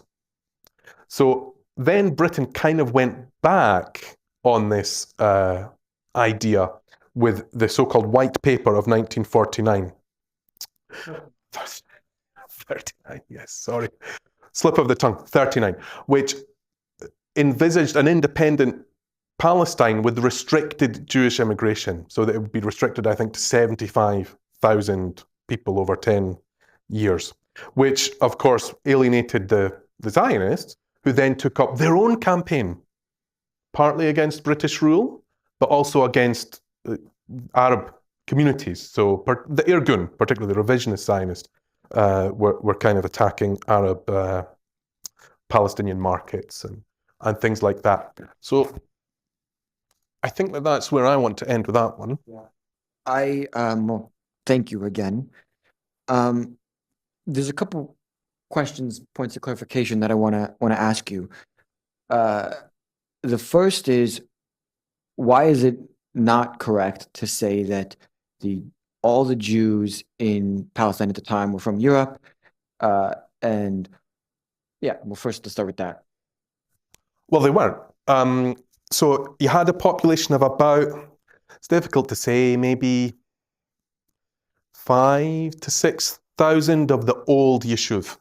So the people who had been, like, you've got Jewish communities all over the Middle East. It's an indigenous part of that region. So towns of any size in the Arab world, Arab and Muslim world, would often have Jews in them. You had that, and you had people who'd come for religious reasons in previous centuries, making up, a few thousand, maybe under 10,000. They were there always. After the Zionist immigration of the 1880s onwards, you had maybe about 80 to 100,000 people moved to Palestine. A lot of them left. They didn't want to do this and they didn't stay. But probably you're talking about that number of those settlers in 1920, let's say. But not every single one of them came from Europe. The overwhelming majority came from Europe, but particularly in the 20s, there were some groups, especially from Yemen, which had a massive Jewish community and also some Iraqis, but a few who came. But we're talking low thousands. It's not a vast number. Were there any distinctions between the European Jews that came and the non-European Jews in terms of their support/zeal for the Zionist movement? Well, that's a very understudied topic. So there have been some suggestions recently of perhaps some penetration of Zionist ideas in Morocco and Algeria, but it's not clear. It's, they might be a few thinkers. In terms of the Yemenis, so they were definitely brought on religious terms. It was through the kind of rabbis, through the kind of religious outreach. But as John was saying, Zionism was not primarily a religious movement, not even fundamentally a religious movement. And even in Europe, most of the religious establishment, Jewish religious establishment, opposed Zionism. And you'll see to this day, there are very small, but small groups of ultra-Orthodox Jews who are very anti-Zionist because they identify this nationalism as a worship of the state, and they say, we worship God, we don't worship the state. And so they consider it blasphemous. So there wasn't a great movement of Zionism in these areas. Where you find a lot of involvement of Arab Jews in politics tends to be on the left. So particularly in Egypt and Iraq, the communist parties very much, and Morocco as well actually, very many Jews were in them. Within the Jewish community though, I should have mentioned, there was a fundamental system of racist discrimination between Palestinians and Jewish settlers. In the civil service, Palestinians got paid half what Jews got paid. And as a result, or through a whole of the labour market, Palestinians were paid less, and there was a concerted attempt to remove them from the economy. This was why the Histadrut, the trade union, was established, from which Arabs were excluded. Couldn't join it until 1959. The whole point was to create what they called Jewish labour. So exclude, which is quite, if you want to do this, that's what you should do. You know, you establish kind of the production is what is the key. But even within the Jewish community, so there's a big difference between the so-called Mitzrachim, or the Oriental Jews, Middle Eastern Jews, and the Europeans, the Ashkenazim. The Mitzrachim were looked down upon even within this community, and there's some evidence that maybe they were subject to these wage differentials as well. They were discriminated against as well. And if you look at the memoirs of some of the Zionist leaders, they're very disparaging about these groups, and they say these were lower quality kind of settlers, or lower quality fighters, or this kind of thing, which persisted after the state of Israel was founded. But we're not going on to that. But it persisted, and it's part of the same. It's part of the same idea. If the whole point is Arabs are blighting this land, what if you turn up and there's a bunch of people you thought were Jewish but actually talk Arabic, they eat Arab food, they have Arab families, they dance to Arab music. They are to all intents and purposes Arabs. You're going to have the same ideas about them. And I guess that really underscores why it wasn't like a specifically religious movement. No, quite the opposite. Quite the opposite. And then could you also talk us through the specifics of the first proposed solution in the Appeal Commission, and what exactly the plans were? Yeah, so the plan was that there would be two states. I mean, it's kind of, there's not much more to say on it than that. That there would be kind of the northern part, which is now around Haifa, Jaffa, Tiberias, which is kind of more fertile area where most of the Jewish settlement was, that would be a Jewish state. And within that, there would be a Jewish majority, but it wasn't a very large majority. There would still be Arabs in the Jewish state. And then this kind of bottom part, going down into the desert, into the Negev, would be Palestinian state, Arab state, which would have most of the Arabs, or the Arab Palestinians in it, most of the Palestinians in it, with some small amount of Jewish communities. In the middle, there would be a kind of band of neutral zone around Jerusalem, Bethlehem, holy places.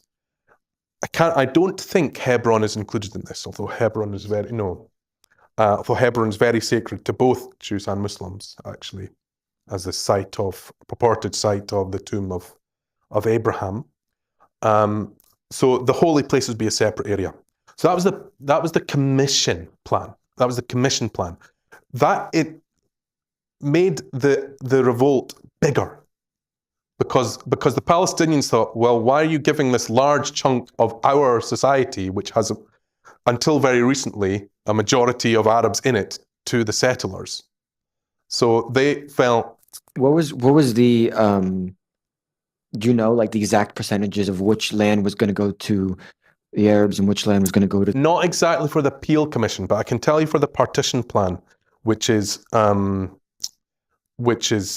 basically the same idea. So it's what came out in 1948, the UN partition plan. It would be 56% of the land would have been the Jewish state, and it would have had 500,000 Jews in it, and 492,000 Arabs in it. So in a population of about roughly 1 million, basically equal.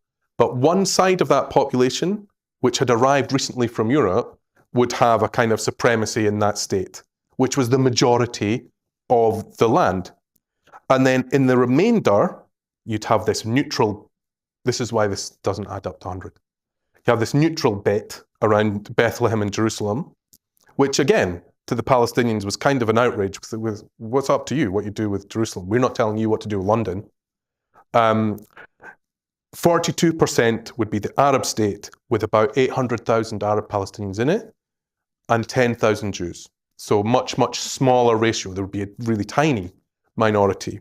So I don't think these were that, this was what the partition plan, but that was based upon the ideas of the Peel Commission. So you're saying the Peel Commission was something similar to that? Similar. It was similar. Okay. But that was revoked by Britain in 1939 with the White Paper. So the White Paper said, we're not going to do this. We're going to have an independent state of Palestine in 10 years with a basically kind of binational rule with limited Jewish immigration.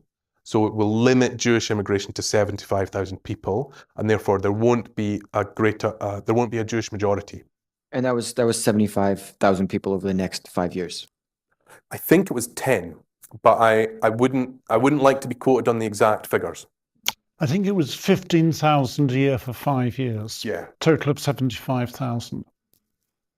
And that was from 1939 to 1944. Yes. But obviously something intervened, which was the Second World War and the Holocaust, which changed everything. Well, how did it change it? I mean, how did it change the immigration toward Palestine? Because it was clear that Jews needed somewhere to go. So people, understandably, felt these people have been murdered and now they are seeking refuge. Again, it wasn't the case that Britain, for example, took in all of these, or was willing to take in all of these refugees.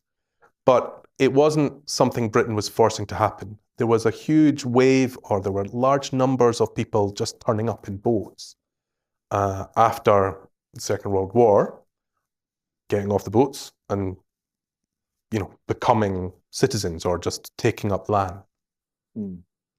Okay. I'm going to ask one more question that may get me in trouble, but I'm going to ask it anyway. I've heard some people talk about, they point to the Havara Agreement of 1933 as a kind of proof that the Zionists and the Nazis were somehow in cahoots. I'm glad you mentioned this because it's a canard.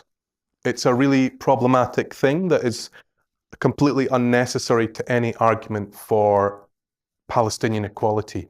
And I would hope that people would stop going on about it, actually. So can I explain it? So after Hitler came to power, some of the Zionist leadership made an arrangement that basically they kind of give a sale of Jewish assets to the Nazi regime in allowing, I can't remember the exact number, so it's several thousand, 10,000, 20,000 people to move to Palestine. And this is often because of the status of the Holocaust and Nazism in the kind of pantheon of justifying the fact of the State of Israel. Some people think it's kind of a gotcha to say, oh, but the Zionists collaborated with the Nazis, don't you know? I think this is total nonsense. It's unnecessary, and it's also, when you think about it, quite morally objectionable. Because had I been in their situation, I would say this now, they did nothing wrong.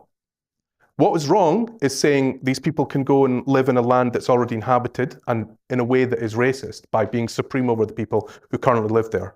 But in terms of getting people out of a place where they were going to be murdered, every one of those people would have been murdered, doing anything that you can to remove them from it, I think it's totally morally, not objectionable, but right. It was the right thing to do. And you don't need to have this belief or this thing to say the oppression of the Palestinians is wrong. Oppression of the Palestinians is wrong because it's wrong. You don't need this to make it wrong. Okay. John, are you okay to move to the final presentation? Yep, and I'll make it as quick as I can because time's definitely moving on, and we want to give the audience. So what have I got here? I'll stand up so you can see me. Yes, James mentioned the white paper. You know about the World War II and the Holocaust. We can take that as a given. 1942, the Biltmore Programme. I mentioned that earlier, if you remember. That's when this Congress in America instituted a program to establish what was called a Jewish Commonwealth in Palestine, aka set up a Jewish state that would be a state for Jews. Palestinians could live there, but it would be on the understanding they would be very much a minority and would be controlled by Jews. You then have 1947, when Britain refers the issue of Palestine back to the UN.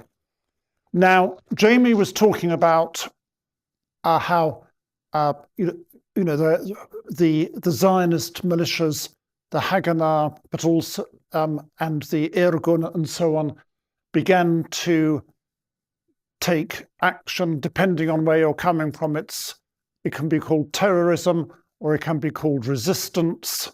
The idea being that they were trying to get the British to leave. Of course, by getting the British to leave, because Britain had not provided any form of self-determination of the Palestinian people, as I said earlier on, there was no parliament, there was no, the only government there was the British administration. And of course, the Zionist movement had its own internal state within a state.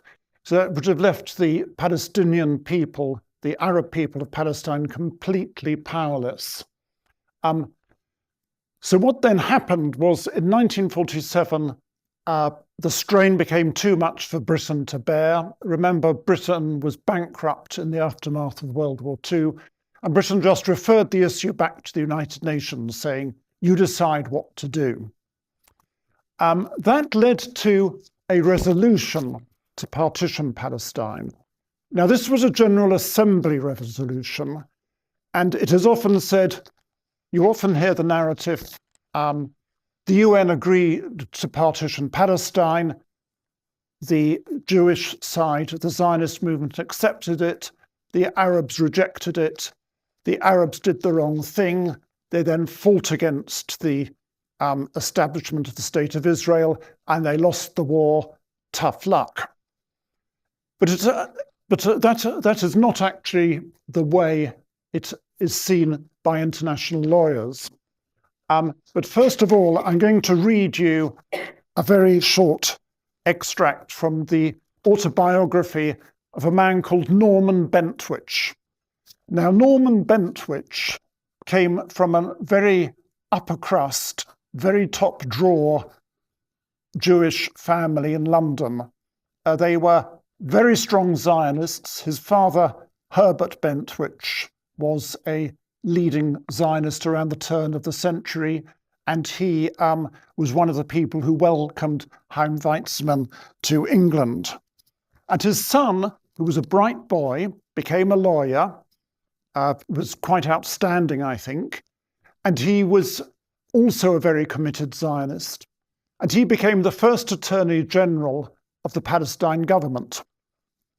But he then fell under the spell of Judah Magnus, who I mentioned earlier, and he came to see there was something dreadfully wrong. And what happened after Britain withdrew? Britain said in 1947, right, we're going to leave Palestine by the 15th of May next year, the 15th of May 1948, we will be out. At that point, basically, Britain abandoned Palestine. The UN partition plan was not legally binding. It was a very provisional plan as well.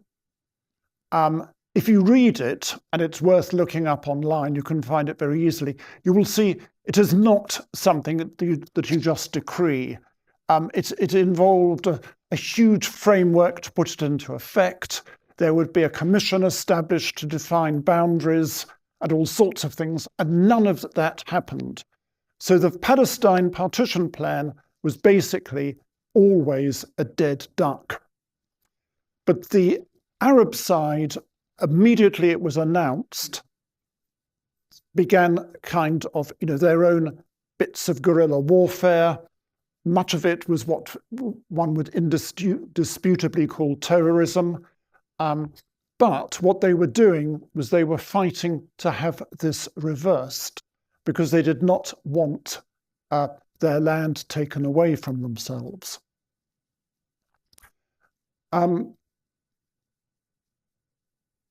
What the Zionist side did, it had been preparing for years now for the moment when the British would withdraw and they would set up their state. And they began to implement that. And the difficulty with doing that was, if I can go back for the umpteenth time, the fact that the Palestinian Arabs had no institutions. So if there was lawlessness, you can't really be surprised. The law was enforced by the British police, by the British army, and these were now withdrawing or being disbanded. But the only way that Israel could come into existence as a state was by declaring its independence. And before that, in preparation for that, it had to secure the country that would become its own state. And that basically meant, as had been predicted at the time of the Biltmore Declaration, that basically meant we're going to take over control of Palestine by force of arms. Now, in international law, that is what is called secession. And it means when a state successfully comes into existence through a rebellion against the lawful sovereign. So what basically was happening was that the Zionist movement was doing this in Palestine in late 1947, particularly in the spring of 1948. As the deadline for the British departure grew closer, they began to make sure they could take over as much of the countryside as they could, particularly strategic locations, to control the major road arteries in the country, for instance. And that inevitably meant the birth of the Palestinian refugee problem. Because the only way this could be done effectively was by emptying many villages, emptying many towns, some cities. If you look at a map of the proposed partition plan, by the way, you can see it never envisaged either state being completely separate from the other. A principal Arab port was Jaffa. Jaffa was a wholly Arab or virtually wholly Arab town, but it would be a little enclave surrounded by territory that would go to the Jewish side. And Jaffa, for instance, was taken and ethnically cleansed by the Jewish militias while Britain was still nominally in control of Palestine. This incidentally led to a great deal of bitterness against Britain in the Middle East, which led on to other things like the Suez Crisis to an extent, but also the 1958 revolution in Iraq, when the pro-British monarchy was overthrown. Anyway, I mentioned Norman Bentwich. He stayed on. He was Jewish.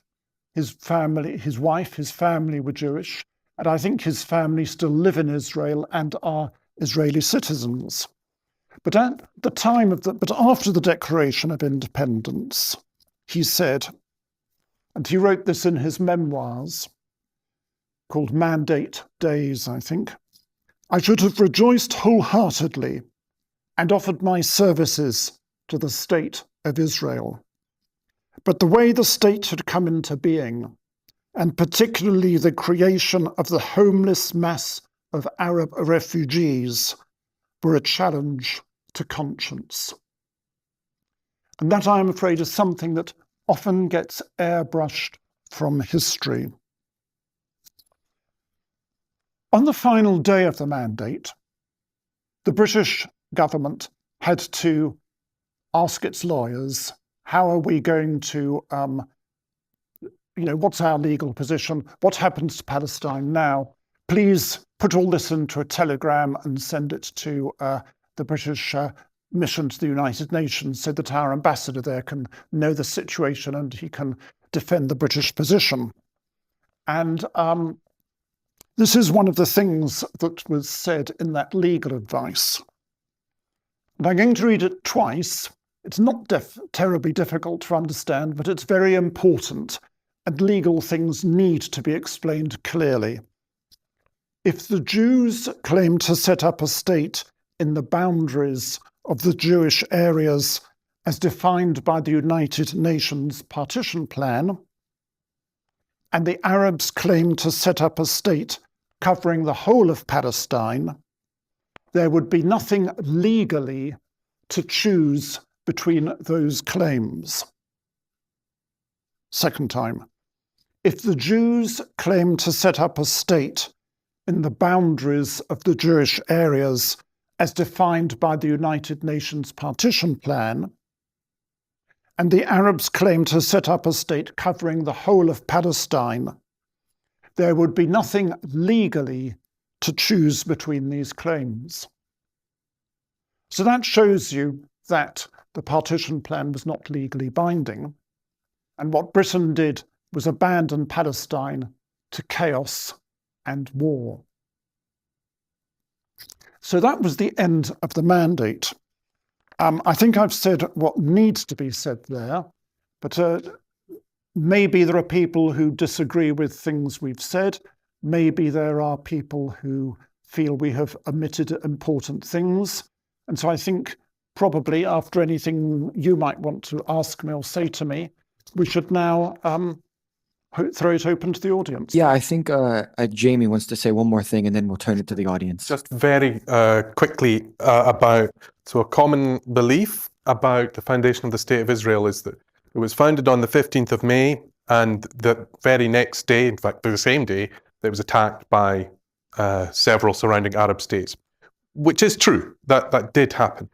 But actually, as John said, there was already a conflict going on, and it was one in which the Nakba, the cleansing of the Palestinians, was already happening. So it's a mistake to believe that the Nakba happened because of the war. The war happened because of the Nakba. And that's clear in Israeli documents, particularly those relating to something called Plan Dalet, which Dalet is the Hebrew D. So there was Plan Aleph, Bet, and so on, ABC, and then eventually settled upon Plan Dalet, which was approved by David Ben-Gurion on the 10th of March. 10th of March, 2 months before foundation of the State of Israel, 10th of March 1948. And it consisted of this order to the Haganah, to the commanders of the army.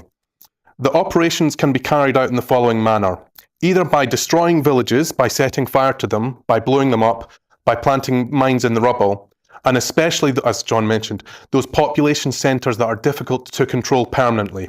In case of resistance, the armed forces must be wiped out and the population expelled outside the borders of the state. That is in the IDF archives. It's the 10th of March 1948. On the 9th of April, of course, we've probably heard of the massacre at Deir Yassin, where an entire village were killed. It's not, there were hundreds of these, which were happening already at this time.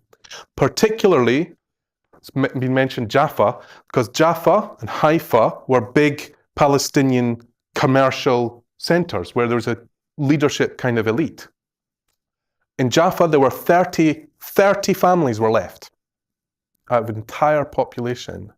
If you go to Jaffa now, you can walk through this, it's quite offensive actually. You walk through the streets of this kind of Disneyland version of an Arab souk, and the people who lived there are not allowed to return to the houses that have been airbrushed and changed into this like tourist attraction. Similar thing happened in Haifa. So there's been a lot of Israeli commentators and politicians call up the image, the idea that one day, if too much concessions are given to Hamas or whoever, they'll throw the Jews into the sea. They'll drive them into the sea. And that would be a horrific atrocity. That would be a genocide. That would be ethnic cleansing. That already happened to the people of Haifa. In April, so a month before the declaration of the State of Israel, the so-called the Carmel Brigade of the Haganah were given the job of attacking the Arab quarters of Haifa so that people would leave. And in fact, again, these are in the archives. The brigadier, Mordecai McLeff, gave the order, kill any Arab you encounter.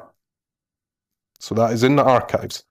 As a result, 15,000 people left, scattered to the winds, to Gaza, to other refugee camps, and others went to the port of Gaza where they were shelled. Port of Haifa, where they were shelled and fired upon until they ran into the sea. They were driven into the sea, where they tried to get in fishing boats. Some of them drowned, some of them made it to Lebanon. It already happened to these people. Okay. Thank you both for that very detailed 4 presentations. I think we're now going to turn it to audience Q&A. Thank you very much. I mean, obviously, 2,000 years of history is extremely complex, and you could do that for every single country. It would be extremely complicated as well. So obviously, I'm not an expert, so forgive me if I'm completely wrong. But I guess probably it goes to the very start, the very first slides, and that probably goes to Jamie. The very first point, my understanding of the beginning, I say around the 70, so 40 years after the death of Jesus, the country of Judah, or they say the kingdom of Judah, was depleted, and I think you mentioned briefly that it was just a very minority of people. It's not like a complete, because my understanding is the country was depleted. So this called the diaspora, and obviously that was an open gate for people to settle there, and so would that be wrong then in this case? So the idea of exodus or diaspora this particular time wasn't quite accurate then. Or... I think we're talking very ancient history, and I think it's probably a sort of thing that we can't be sure about what actually happened very often. What I think is important is the memories people have. That's, I mean, I believe there's a theory that much of the Old Testament was written after the Babylonian exile, for instance. Now, I'm not a biblical scholar. I don't know whether it's true or not. I don't think it really matters so much, because we're talking about what people today think. And there, of course, you may have a point that the recollection of those days is very important today. Is that what you were trying to say? The demography, I mean, I think you mentioned that's obviously back to more recently. You mentioned 250,000. Doesn't sound a lot, but obviously back in the day, we were not overpopulated like today. So I think it represents quite a large population. This is obviously something, as you say, 2,000 years ago was difficult to understand what was actually the population of a country and what exactly happened. And this is always... I mean, I know one thing David Ben-Gurion said, the first prime minister of the State of Israel, the man who took the decision to push the British out and declare independence. He said when the Nakba happened, he said, at last we're going to have a properly Jewish country, because in the days of the Hebrew Bible, in the days of the Hasmoneans and so on, he said the Hasmoneans, I don't know much about who they were, perhaps you do, but he said, the thing is, in those days, it was never a specifically Jewish country because there were so many non-Jews living there. And that is something that is very clear if you read the Bible. I mean, there's no doubt at all you have the whole, why was the cult of Baal so influential, of the pagan god Baal? Because people were living there who were from before, if we accept the story of the book of Joshua, the conquest, I gather there's another part of the Bible where it talks about it all happening in a very different way without a conquest at all. And there's nothing to suggest that the walls of Jericho were breached in some attack or something, or miraculously fell down, according to archaeological evidence. Can I come in there? So I think there are two ways of answering this question. So the first one is what I'm going to say is the professional way in my capacity as a political scientist, which is to say this doesn't really matter. That this conflict is not about what happened in 70 AD. It's about what happened between 1880 and 1948. So, and that's important because implying something else would suggest that we accept the notion of kind of descent by blood leading to particular populations having claims to things and others, and that there are these groups of people that continue over thousands of years, which historians know is not true. So that really all we need to talk about is what has happened in the past 100 years, and also to some degree the beliefs that those people have that are important for them about the past. Then there's my amateur, like after 5 o'clock answer, which is because I have a bit of an interest in biblical history and because of the fact that these things are often referred to. Sometimes I read some fairly populist archaeology books. The consensus, as far as I understand with this stuff, is it's maybe important to lay this out. There was no Exodus. There is no evidence of an Exodus. There is no evidence of a United Kingdom of David and Solomon. There is no evidence of a historical Moses. The only evidence that there is of sedentarization amongst certain nomadic groups in what's now the West Bank. And at some point, they stopped eating pork. So something happened, or at least they stopped having pig bones in this area, around about what people call the late Bronze Age collapse. So the 11th, 12th century BC. There are two mentions of Israel or a king of Israel or Jewish or whatever biblical king that are not in the Bible in the whole of the historical record. One of them is an Egyptian stela, monument which refers to Israel, and that's early. That's about 1100 BC. But it's clear from the context and the hieroglyphics, Israel's not a kingdom, it's a nomadic tribe. So in the same way they're referring to some other nomadic tribes, it might not even be their name for themselves. The Egyptians often used exonyms, so they'd call people by names they made up.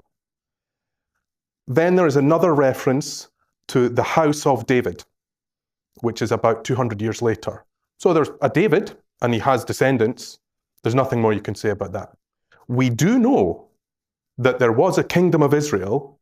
It was quite successful for 200 or 300 years, between about 900 and 750 BC. It's not Judah. It's not the place where the Bible happens. It's not the place where the Bible is compiled. It's what it later called Samaria, the Samaritans. So I'm sure you're all well schooled in your Bible, as you should be. They're constantly being demonized. Jezebel, Ahab, Omri. That's the kingdom of Israel. That is the historical kingdom of Israel. It was taken over by the Assyrians and kind of dispersed, but they remained there, and some sort of religion developed that was monotheistic by, say, the 4th century BC in this area. There was another kingdom, same kind of culture, same set of gods, including this Yahweh figure, in Judah. So the south, where Hebron is basically this kind of area. It was much poorer, and it accepted a flow of refugees from the northern kingdom when it was taken over from Assyria, and seems to have developed this religious syncretic thing. The Babylonians then took over, took some of the priestly figures to the rivers of Babylon, where we sat down and wept because we remembered Zion. That is where the Bible begins to be written. After the Babylonian exile, you get this thing which is basically Yahwehistic monotheism. That wasn't even known or referred to as Judaism until the influence of the Greeks. The reason that we say Judaism is it's the belief system of the people of Judah, facing the Hellenists, of which the Hasmoneans were one. The Hasmoneans were a lineage, they were a group of monarchs, Hellenizers, so they wanted to be more like the Greeks. Translated the Torah, which was being written at that time, into Greek, so the Septuagint, which is written in Egypt. All this stuff was going on, and then there was the Roman, basically this is a client state of the Roman Empire by the time of Jesus. Rabbinical Judaism, the thing that is now regarded as Judaism. There are other types of Judaism, but the thing that is now regarded as Judaism developed at the same time as Christianity. Christianity and Judaism were not separate religions until about a century after the death of Christ. The diaspora is not, as far as most archaeologists are concerned, made up of people expelled from Judah, but rather people who were converted in the Roman Empire to Judaism. No, perfectly. Thank you so much. Just a short comment, but I just want to say that unfortunately, I say 2,000 years later, the Bible still has a huge influence on today. Absolutely. That's unfortunate. Well, it depends. Like, there are lots of other things in the Bible, love thy neighbor, do not kill. Like, there are good things in the Bible. Yeah. Make sure. Great. Thank you both for a great discussion.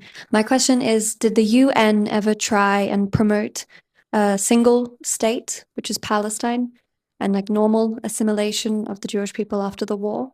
Or did they only ever consider dividing the country into the two states, and where did this idea originate from? Right. The UN, of course, only came into existence in 1945. And at the time of 1945, what was there was the British mandate. So the first time that the UN really looked at it was when Britain said I think at some stage in 1947, I can't remember exactly when, we're handing the problem back to the UN. Because the UN, it would have been handed back to the League of Nations, but that no longer existed and had been taken over and had been replaced by the UN. Now, partition wasn't the only suggestion that was made. It was also suggested that Palestine should become a UN trust territory, which would have been something like a mandate, a similar concept, maybe in the hands of the United Nations rather than an imperial power.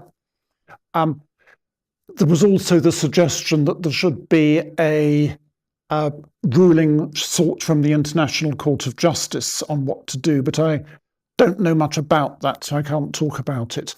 But the point is, these ideas were also there in the mix at the same time as the idea of partition was put forward.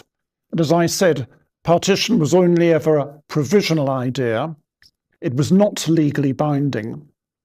And right up until almost the very last moment of the mandate, it was thought, the Arab side was pressing for the partition concept to be abandoned. And it was thought that might happen. And that was when the suggestion came that, the ICJ should be asked for a ruling on this. After 1940, then in 1948, you have the proclamation of the State of Israel. Incidentally, it was refused admission to the United Nations on the first two applications because it wasn't felt that, because of the chaos I mentioned, it wasn't felt the situation was sufficiently stable. But then come 1949, Israel had armistice agreements with all its neighbours when the war came to an end. And after that, the UN said, right, fair enough, and enough powers, enabled it to go through the Security Council for Israel to be admitted to the UN, but not until that on its third attempt. After that, the UN, of course, always remained seized of the Palestine problem, as it would put it. That's because it hadn't been finally resolved. The borders of Israel were always provisional. But there's never, the idea of a Palestinian state, although there was an attempt to proclaim one after Israel had proclaimed its independence, it never really got off the ground. And as you probably know, at the end of the fighting in 1949, the West Bank and East Jerusalem were under Jordanian occupation. Jordan tried to incorporate them into Jordan. Gaza was under Egyptian military occupation, but Jordan never tried to incorporate it into Egypt.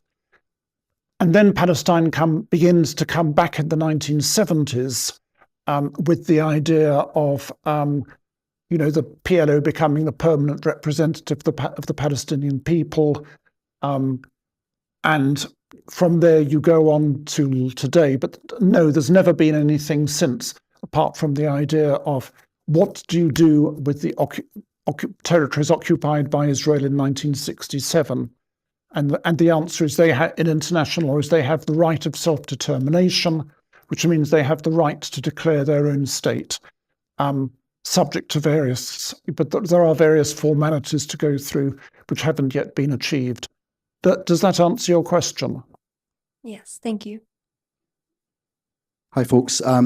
Thank you very much to the two speakers, but I'm going to start actually with the organisers. I think it was absolutely brilliant to start this event, to start this conversation. I do have a little bit of a concern, though, which is, as Jamie pointed out at the start, there's no Palestinians on the platform. That's understandable. I think, Jamie, you said they were too busy and too afraid. There's neither are there Israelis on the platform. And without wishing to criticise at all the speakers, who I think have been very eloquent, it does feel a fairly narrow breadth of opinion. I think you would probably agree with lots of things. So I look forward to the next two events having a broader platform. Can I just ask what efforts were made by the organisers, and this is not at all a hostile question because I think this has been a great event, to kind of broaden out the platform so that we can really get a debate, because like Matthew, this is something I want to learn more about. A question then for the speakers. Both of you, when talking about anti-Semitism, really placed the responsibility for anti-Semitism historically with Christian Europe. And John in particular talked about the blood libel as being a medieval Christian invention. I think it's St. William of Norwich, I think is the first recorded. But could I ask specifically about anti-Semitism from within the Muslim world and within Muslim thought and Muslim political practice? I can do that. I mean, I think Athan will probably say about the story of the organisation.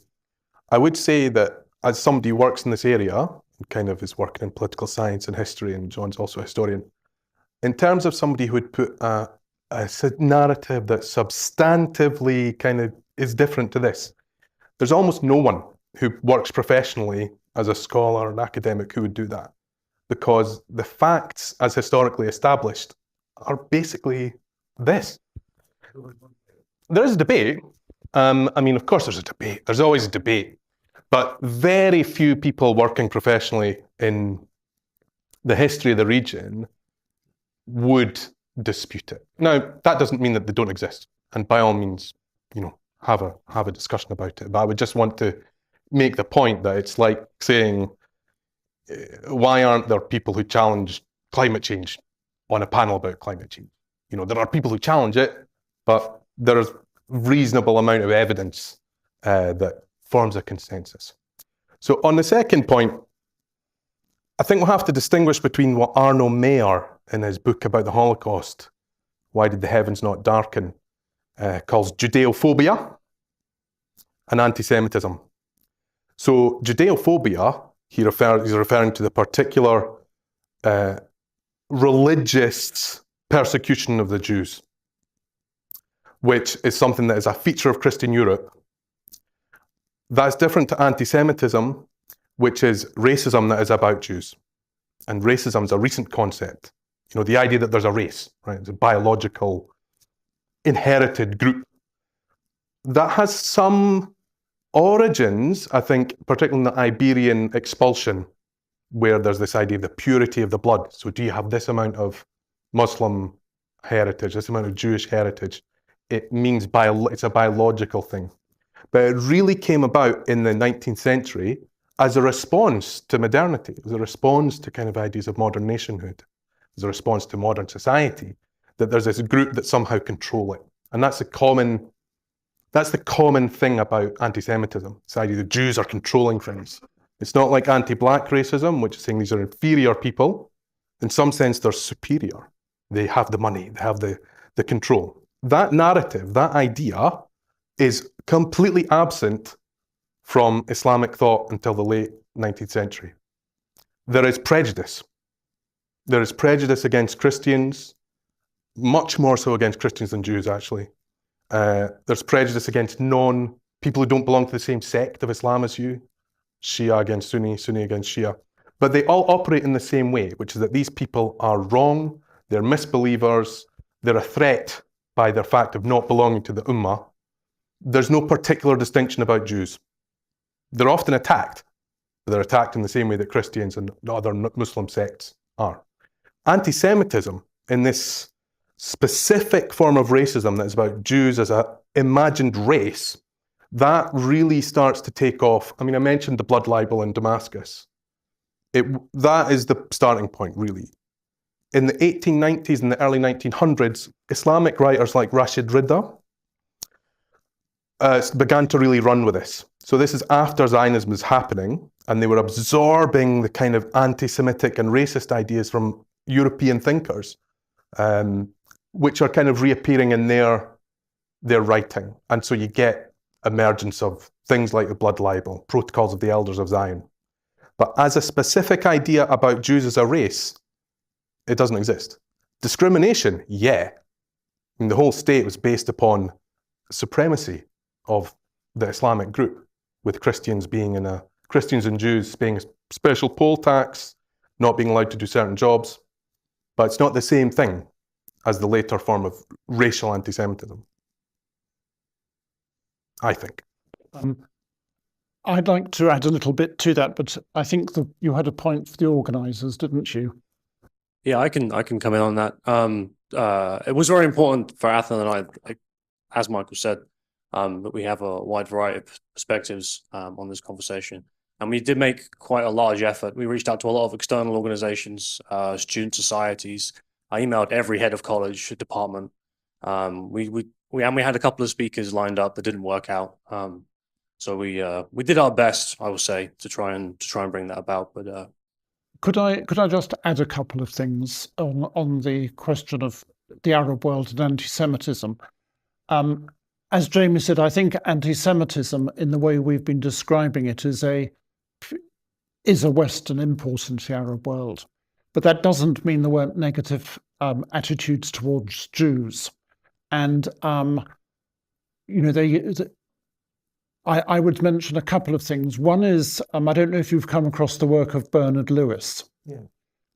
He says that, I can't remember the quote exactly, but it's indisputably negative attitudes always existed towards Jews, as they did towards other minority groups.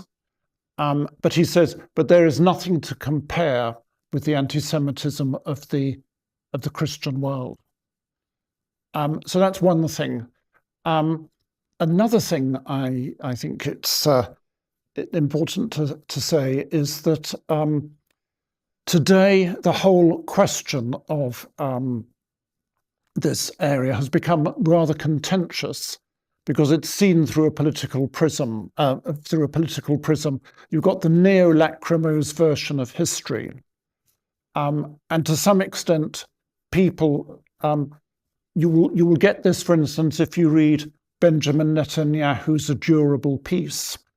You know, his formula for how peace should be reached with between Israel and its neighbors. And he goes into, you know, he tries to bring up a lot of examples of anti-Jewish hatred in the Islamic world. And you've got that on the one hand, and on the other, you've got the, if you like, Arab nationalist version of history that says everything was always rosy in the garden. You know, everyone lived happily together.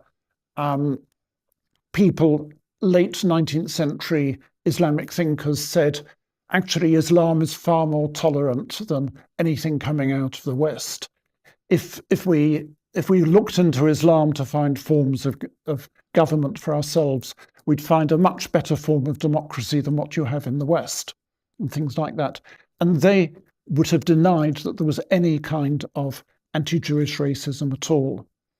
I think it's an area, frankly, that there is a lot of discussion to be had about, because, of course, new historical facts keep on coming up. And let me, on the question of historical facts, tell you a very interesting little story from the 18th century, which is germane to this. There was a guy called Nader Shah, who was sometimes called the Napoleon of the East. He was a Shah of Iran, and he was a great conqueror, most famous for carrying off the peacock throne from the Mughals in Delhi after he plundered the place. Well, he also conquered Iraq from the Ottomans. And Nader Shah had a problem. Half his army was Shi'i, and half of it was Sunni. So he suddenly, this great warlord, thought, I'm going to establish harmony in religion, and I'll be remembered forevermore and be blessed for this in my memory. And so he got a lot of Shi'i divines to debate, and there were plenty of them in Iraq.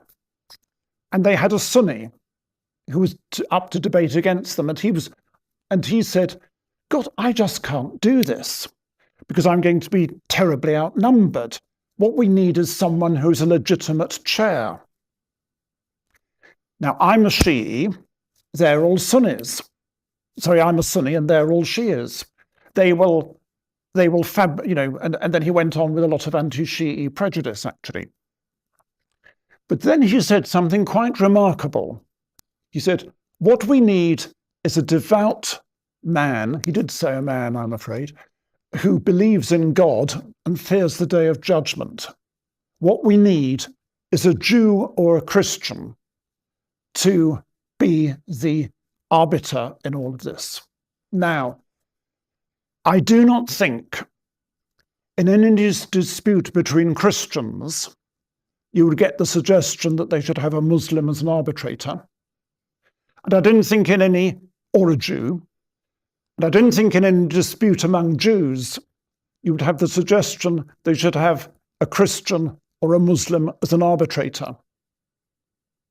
And therefore I mention that story because I do think there is, you do not have the history of persecutions that disfigure the history of Christian Europe in Islam. When the Ottomans, the greatest Sunni power of the day, persecuted their Shias, it was only for one of two reasons. They weren't paying their taxes on time, or they were, for some reason, this particular little group had allied themselves with someone and had therefore become a political threat. And as you probably know, southern Lebanon, where Hezbollah now is a predominantly Shi'i area, it was in Ottoman days, generally the local governor was a Shi'i. The Ottomans didn't care a damn. He just had to collect the taxes and maintain order. So there is, I think, a deep-seated Islamic tolerance that, frankly, is not part of our history in the West, and we're not culturally used to thinking of it. I hope that's of interest. Well, I'm not going to dispute the Armenian genocide. But why did that happen? It happened because they were perceived as a political threat. No, it wasn't because throughout history they'd been massacring Armenians. But I think this is an important example, actually, because what the Armenian genocide, and there was also a similar one in Iraq, it's little known, the 20s, show, is actually the impact of an idea of universal citizenship. Like Michael Mann has written about this in his book about genocide. That's what happened. The idea that there's a universal citizenship applying to a people. So the people has to be defined. And they're often defined upon pre-existing categories. In the case of Turkey, Sunni, not by religious people. And this is secular nationalists, Kemalists, or pre-Kemalists who did it. Sunni, Turkic speaking, basically excluding Christians. So no longer part of the national community. It's a similar thing happening to Jews in Eastern Europe, no longer seen as part of the community that is now secularized. So it's actually that process, I would argue, that led to that genocide and others. It's not that everything was rosy in the garden, as John said. There were lots of massacres of Jews and Christians in the Islamic world. But there's a different way of dealing with the fact of religious difference, which is to have a kind of basically negotiated solution about it rather than an exclusionary one. Thank you, guys. And this gentleman here. Thank you very much for the deep dive in the history. I think it's fair to say most people in the UK wouldn't have nearly as good an understanding of British history as you've laid out of Palestine. It's fair to say that there's a clear gap between the history that you've laid out and the perspective that you put forward and the political climate and the zeitgeist in terms of the conflict. What do you feel is the role of the university and of education in bridging this gap in narratives? And or do you even think that is an important this is an important piece of history to teach? Yeah, I think it's vital, but I think it shouldn't just be at universities, it should be in secondary schools. But there is an issue that's emerged in recent years, the adoption by this university and others of the International Holocaust Remembrance Association definition of anti-Semitism, which it's not that we shouldn't remember the Holocaust, of course we should.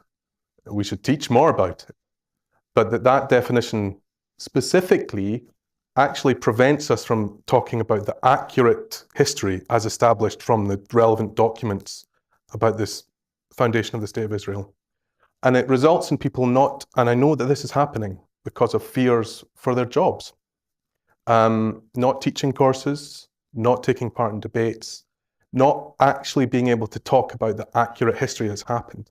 So I think that is one thing that we should really consider rescinding. That doesn't mean being soft on anti-Semitism. That doesn't mean permitting it. But I think we need to be able to talk about what actually happened. There is another definition of anti-Semitism called the Jerusalem definition of anti-Semitism. And I think that is well worthy of more study.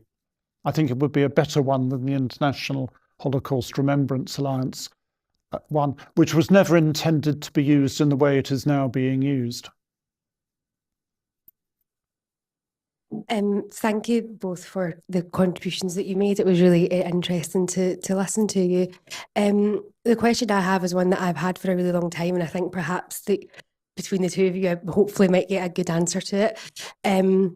When it comes to the issue of Zionism, I sometimes think that we look at it through a modern day lens. I know that I certainly do that. And as someone who is sort of sympathetic to the Palestinian cause, I sometimes maybe neglect to fully weigh up the Israeli cause as well. And obviously this is why we're here, to learn about these things.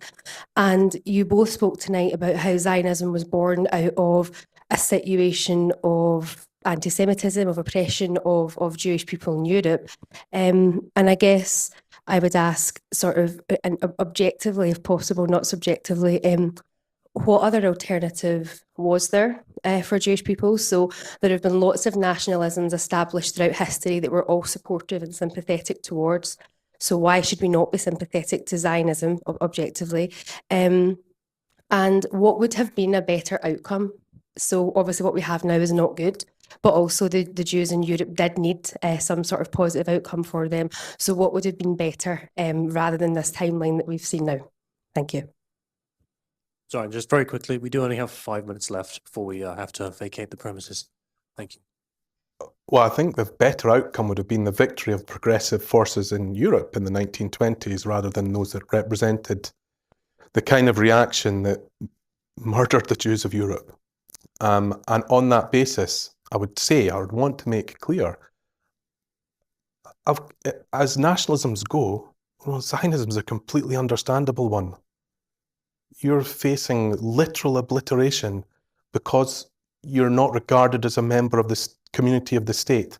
It makes a lot of sense to think we need that state of our own. And that is what they were trying to do. It's a totally understandable objective. The point isn't that objective. It's that in the only way that it can be achieved is to produce a tragedy, because it means the removal of another people. And then where do they go? Do they have to remove another people? The logic is one of endless chain of ethnic cleansing and oppression. So it's a tragedy rather than a kind of thing that I would say you can't possibly understand. Because not only did the Holocaust destroy this kind of cosmopolitan world of European Jewish life, secondary consequence of that is the destruction of the Palestinian world. And then because of that, we talk about this probably the next time, I don't know, the destruction by people who were very definitely making anti-Jewish statements, anti-Jewish riots in the Arab world, of the cosmopolitan, non-kind of nationalist Jewish Middle Eastern culture, which was the predominant one. As I said, that's the majority part of the Jewish world. And now Baghdad was the most Jewish city in the world till the 1950s. Not New York, not Krakow. Center of Jewish culture and religion. I think now there might be 10 Jews in Baghdad. I think 3. 3, sorry. So even worse. Yeah. It's a cycle. And it can't be, I think, addressed by staying within its logic. I'd agree with that. The trouble is, one can't go down the history of what might have happened. But I think to solve things today, you have to understand the past. And that involves in understanding the Holocaust, for instance. It involves understanding why Zionism happened. But it also involves understanding, what happened to the Arabs of Palestine. I mean, it's often said, the Arab states are often accused of having kept the Palestinian refugees indefinitely. But think of Gaza and the West Bank. Well, let's think of Gaza, where 2/3 of the population are refugees and their descendants. That's been under Israeli occupation since 1967. Why hasn't Israel ever done anything about those people? And Israel denies any responsibility. That is why I think it's important to understand the Nakba, because that it does not wash. It will not work if you want to have peace for that to continue to be denied. And the trouble is, both sides have no trust in each other. And the only way to do that is by investigating these things, talking them through and discussing them. I must say, there were some questions that I was expecting people might be asking me that would challenge me as a supporter of the Palestinian side, and which I had my answers to. But I'm rather disappointed not to have been able to talk about things like the Faisal-Weitzman agreement, which I would say, if anyone's wondering what I think about it, I think it's completely irrelevant, because there was an agreement between the Kingdom of the Hejaz and the World Zionist Organization, and neither had a right in 1920, or whenever it was, to make an agreement about Palestine, over the heads of the Palestinian people. And that's a wonderful place to stop, I think. If we can give our speakers an round of applause. Thank you very much.